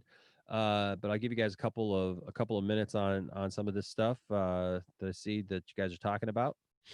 Let's see here. So Michael Castillo, I want it. I want the air cut, man. Bring it on, as Lex Luthor said in Superman Returns. Bring it on. I'm ready for it, man. I want it all. I want to. Yeah, Lena Headley. Thank you, J Money. But no, Michael, I want everything that I can get. And from what I've seen and what I've heard, David Ayer had a totally different movie, and it was totally taken from him. It was made into something else. And I liked Suicide Squad. I personally really liked it, but I didn't like the ending. I didn't like the whole gyrating, Enchantress stuff and her brother. It just didn't really work for me. But I love the movie and I love everything. I mean, I love, I love the characters. I think there's some great characters in that movie. But there's some weird choices as far as editing and stuff like that. And then come to find out that's because they gave it to a trailer editing company. So it's kind of chopped up, but David Ayer says that's not the movie that I submitted. That's not the movie that I made. And when I hear stuff like that, I want to say, well, then I want the movie that you made, man. And if we fought this hard for the Snyder cut and we got this, I think we fight for the Ayer cut. But I don't think that the fight for the Ayer cut's going to be that bad. I think I believe wholeheartedly, man, we're already going to get it. AT&T has been pretty vocal about it on their Twitter, especially when this all started happening. And, people started, hey, give us the Ayer cut. And AT&T is just like, hey, patience, one thing at a time. And, excuse me, I think that, I think we're definitely going to get the Ayer cut. And so keep your head up and be looking for it. I like what J Money is saying here. He says, yeah, I like T3. I didn't like that they killed Sarah Connor, but I did like the movie. But yes, T1 and T2 are absolutely classics and untouchable. Yes. Those two movies, they keep trying to recreate those movies. And I think the problem is they keep trying to change the story. That's what makes Sarah Connor Chronicles so good. They do not try to change the story. There are new characters, there are new environments, there are new things that happen, but they keep the story simple. The story is the same from Terminator 2, and that is protect John Connor. Sarah Connor kicks all kinds of butt, and they send another Terminator back in time to protect him, and he develops a relationship with it. I don't care if it's a girl. One of the best running jokes in that show is the fact that, she's basically hot and he's 15 and she will do whatever he commands her to do. That's a hilarious line to be able to see that, like, they'll be sitting there and all of a sudden, like, well, where's John? You know? Um, but yeah, for sure. But Lena Headley, great, beautiful, beautiful woman. It's funny because Tiffany and I have friends, they're sisters. And when I first met them, uh, uh the one sister, the older sister, looked just like Lena Headley looks in that show. I mean, just like, but she was a teenage girl at the time, actually. And then it's funny because uh my other friend, who's her younger sister, actually looks a lot like the Terminator in that. And so we kind of laugh about that, and we showed them this, actually. So that friend, the younger sister, her and her husband, who's my best friend, uh they just borrowed season 1 of the Sarah Connor Chronicles. So we were talking to them about it, and I showed them the pictures, and I said, "Look at this." I said, "Isn't this uncanny that you guys look like them?" And she's like, "Wow, that is uncanny." So, um, yep. So J Money says, "Yeah, she's definitely the hottest Sarah Connor too." Yeah, when they killed John, I was done. Yeah, it's just unneeded. That stuff is just really unneeded. Stick to the story. Stick to what makes the story good. Don't stop trying to recreate the wheel. Everybody's trying to recreate the stuff now. It's just crazy. Michael says, if Jeff Johns responsible for the continuity error in Suicide Squad for mentioning Harley Quinn as being an accomplice to the murder of Robin, but in the film it seems it all took place before Harley. Yes. Yes. And more, yes. Jeff Johns wanted to go in a totally different way than Snyder. And he felt that once they got rid of Snyder, that he could do that. And so, yes, he did have them put that in there. He had them put that she was an accomplice. And look, on the outside, it seems like, oh, yeah, that makes sense. But like you said, when you start looking at the timeline, it doesn't make any sense. And so that was a Jeff Johns thing. And it's, again, like people making choices. I don't know why they make these choices. I don't know why these people make these weird choices with stuff. And, I don't know. It's weird. J Money says weak villains. And I really don't want Snyder Cut to be in episodes. I want a 4-hour movie. Well, J Money, I think eventually we will get a 4-hour movie. I think, and this is just my opinion. Look, I want the 4-hour movie too, right? I want to be able to sit down and watch the whole thing from beginning to end. We will get that. That will come. Trust me. And it will come to home video. We'll get all that stuff, and we'll get that eventually. But think for a second about what's best for the promotion of the film, and think what's best is keep it in the vernacular. And we talk about this a lot with Stranger Things season 3. Everybody was so stoked for Stranger Things season 3. They could not wait for Stranger Things season 3. Everybody was talking about it. It was the most just hugest thing ever. People just couldn't wait. They were going out of their minds. Stranger Things season 3 comes out a week later. Nobody's talking about it. It's gone because everybody watched it. Everybody binged it. Everybody talked about it for a week, and then it was done. Nobody was talking about it the following week, 2-3 weeks from then.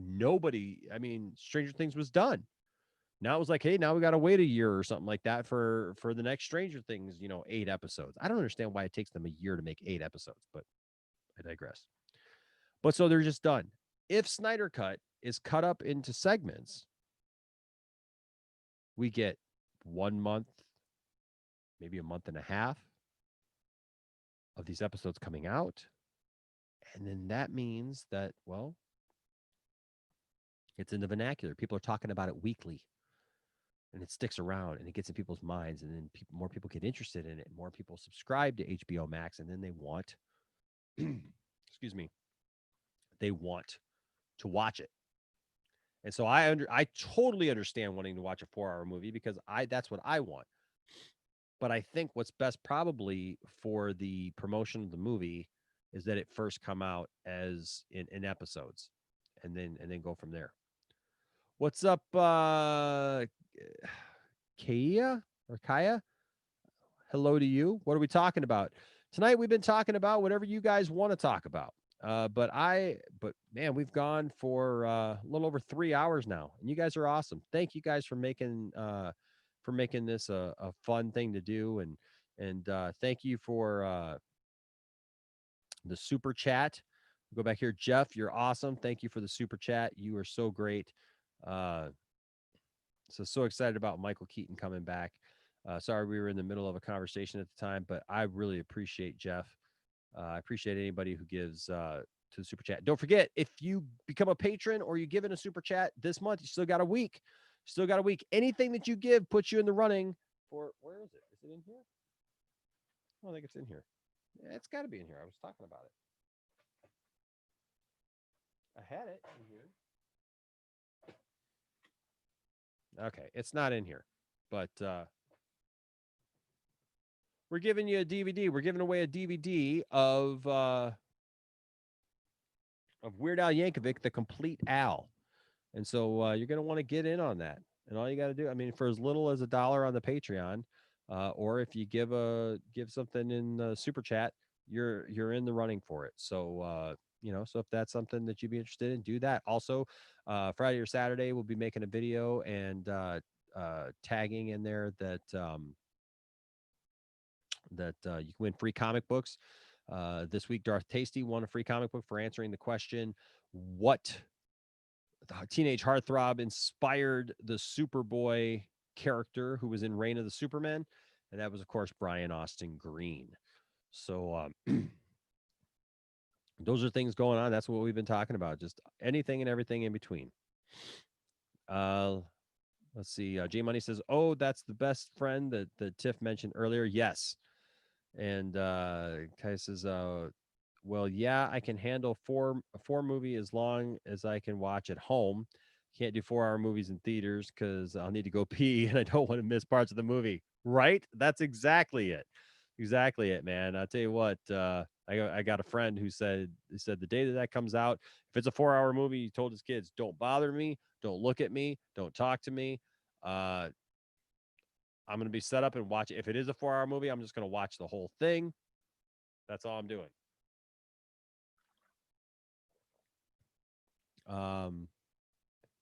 Michael says Jeff Johns was responsible for bringing in Joss Whedon to finish off Justice League. Yep, he sure was. Warner Brothers should have just waited until Zack Snyder was ready to direct completely 2 different visions of Justice League. Absolutely. And they did it. The crazy thing is Warner Brothers, the executives did it to get their bonus. That's why they did it.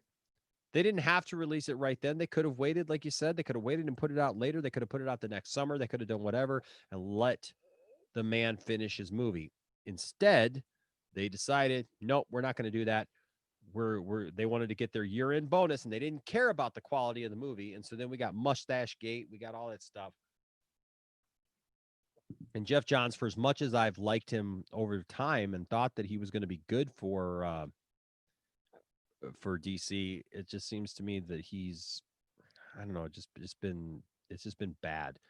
Jordan says, "I'm planning to include some fun Christmas parody in Muscle Man's Christmas Drive. Since it's a comedy, might as well lampoon and have fun with it." I look forward to that, man. Let's talk this week about getting that stuff recorded. Jay Money says, "Oh, trust me, I know where you're headed. I truly believe the movie is what's best. I know the episode thing is cool. but I truly feel it will feel diminished if it goes from a movie to a show. I can hear you, man. Pelican says, "Why are you awake? Go to bed." I'm about to, man. I'm about to for sure. It's 3:30 in the morning here, and you're listening to Enosh on the air. And special shout out there to Pelican 74. Glad to see that you're still around and you have not been abducted, and that the government has not come for you, based on our conversation last week. Stay low, my brother. J Money says Stranger Things was already a show. I know, man. Justice League is supposed to be an epic film. Personally, for me, it just feels like it's going to lose something if it's turned into a series. Maybe that's just me. We'll have to wait and see.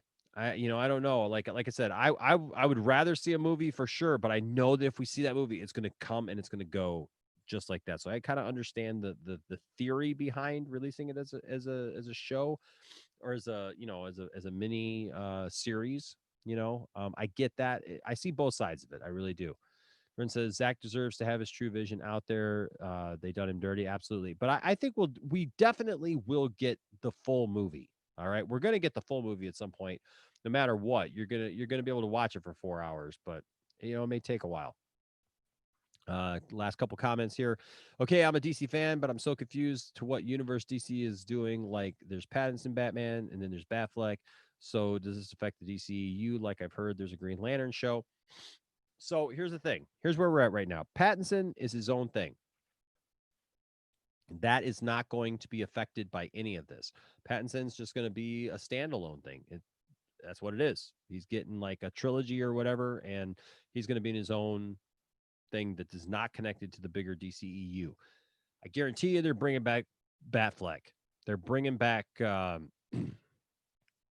Batfleck, and that will probably be something on HBO Max. They're wanting to do a movie with him and Deathstroke, bring back Joe Magnella, and possibly Jared Leto as the Joker. And so, yeah, that's where that is. But it's all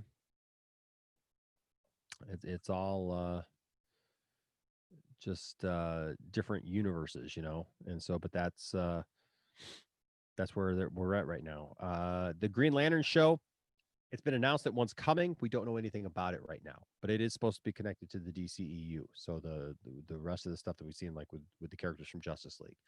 Jay Money says, couldn't they do that like a Tarantino movie that was a film first and then turn it into episodes afterwards?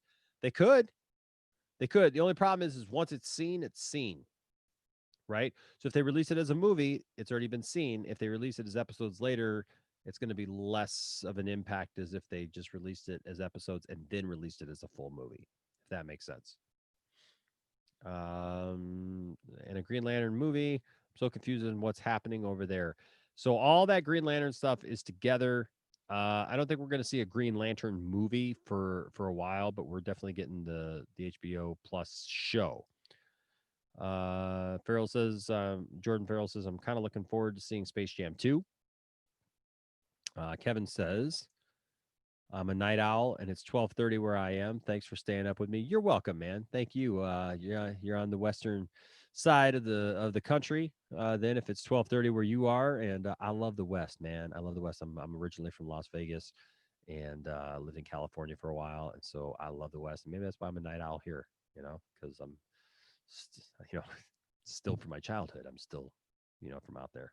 You've done something when you go back out west. I got family in Seattle and stuff, and it's like when you stay up till like 3-4 in the morning out west, you've done something when you go back out there. Let's see. Will Jared Leto come back to play the Joker again? I think he will. I definitely think he will. I think that's something that he wants to pursue. That he's made clear that he wants his time as the Joker. He wants his ability to prove himself. And is that Space Ghost Coast to Coast I see on HBO Max? I don't know. I'll be honest with you. I haven't ordered it yet. I'm kind of waiting for a little while because I know that there's certain things that I want to see. A lot of stuff that's on there I have like physical copies of right now. So that's kind of where I'm at. G Money says I can see both sides too. Yeah, there's just a lot of sides to it, you know. Jordan, once it's seen, it's seen. Enosh for 2020. There you go. Let's talk about Jewish supremacists. I think it's a little too late for talking about that right now, because I need to get some food and I need to go to bed. One of my biggest disappointments with Joss Whedon's Justice League was how he cut most of Cyborg's cutscenes, and that's a huge point right there. I'll tell you right, you just nailed that, because he says that Cyborg was the heart of the movie, and if Cyborg was the heart of the movie, then you know they cut a lot out, because Cyborg is barely in that film. So that's a really great point. He says, like, I would like to see how Cyborg first wakes up and deals with his new body. Absolutely. Absolutely. Well, hey, guys, you are awesome. I appreciate all of you. Thank you for joining me tonight. It is always a pleasure to come to you and do these live streams and have you guys on with me. You guys make these shows. Like, I can make other videos and talk and talk about, you know, news and all that stuff. But when I do these shows, this is totally driven by you. And you guys this is the third one of these that I've done, and you guys never fail to make it awesome. Each one has been different. Each one has been special and filled with different people. And so I appreciate all of you. You guys rock. Keep on rocking. Keep on being nerdy. Keep on liking the stuff that you like, and don't let anybody tell you that you can't. I don't care if you like Star Trek, if you like the Star Treks that aren't popular, if you like the ones that, you know, the was it the even numbered ones people say are good, but maybe you like an odd numbered Star Trek movie. Like, do you like Star Trek the movie motion picture? Do you like Star Trek you know, the Search for Spock? You know, maybe what's the one that they go looking for God? Undiscovered Country was 6. The Final Frontier. I love Star Trek. You know, I've actually got a Kirk uniform that I might wear sometime here on the channel. But yeah, like what you like, man. If you like DC, like DC. If you like Marvel, you like Marvel. That's okay. We accept everyone here and all nerddoms for sure. Well, guys, like I said, love you guys. Look for new video. I love the fact that people are noticing that we're putting out a lot of content lately for y'all, and we love when we get feedback on that. So, toy video coming out tomorrow is the Joker, inspired by the 1989 Batman. So I know some of you guys are bringing up wanting to see possibly Jack Nicholson come back. So it's a Joker figure inspired by Jack Nicholson's Joker from back then. So that toy review will be out tomorrow. I shot that today, and then got a couple more reviews to do of those, and got a couple videos I'm going to be shooting tomorrow. That'll just be videos like this. Well, it won't be live videos like this. I take that back. It's 3:30 in the morning. I'm like, I'm on autopilot. But pretty soon, you guys are just going to see live streams of me just like.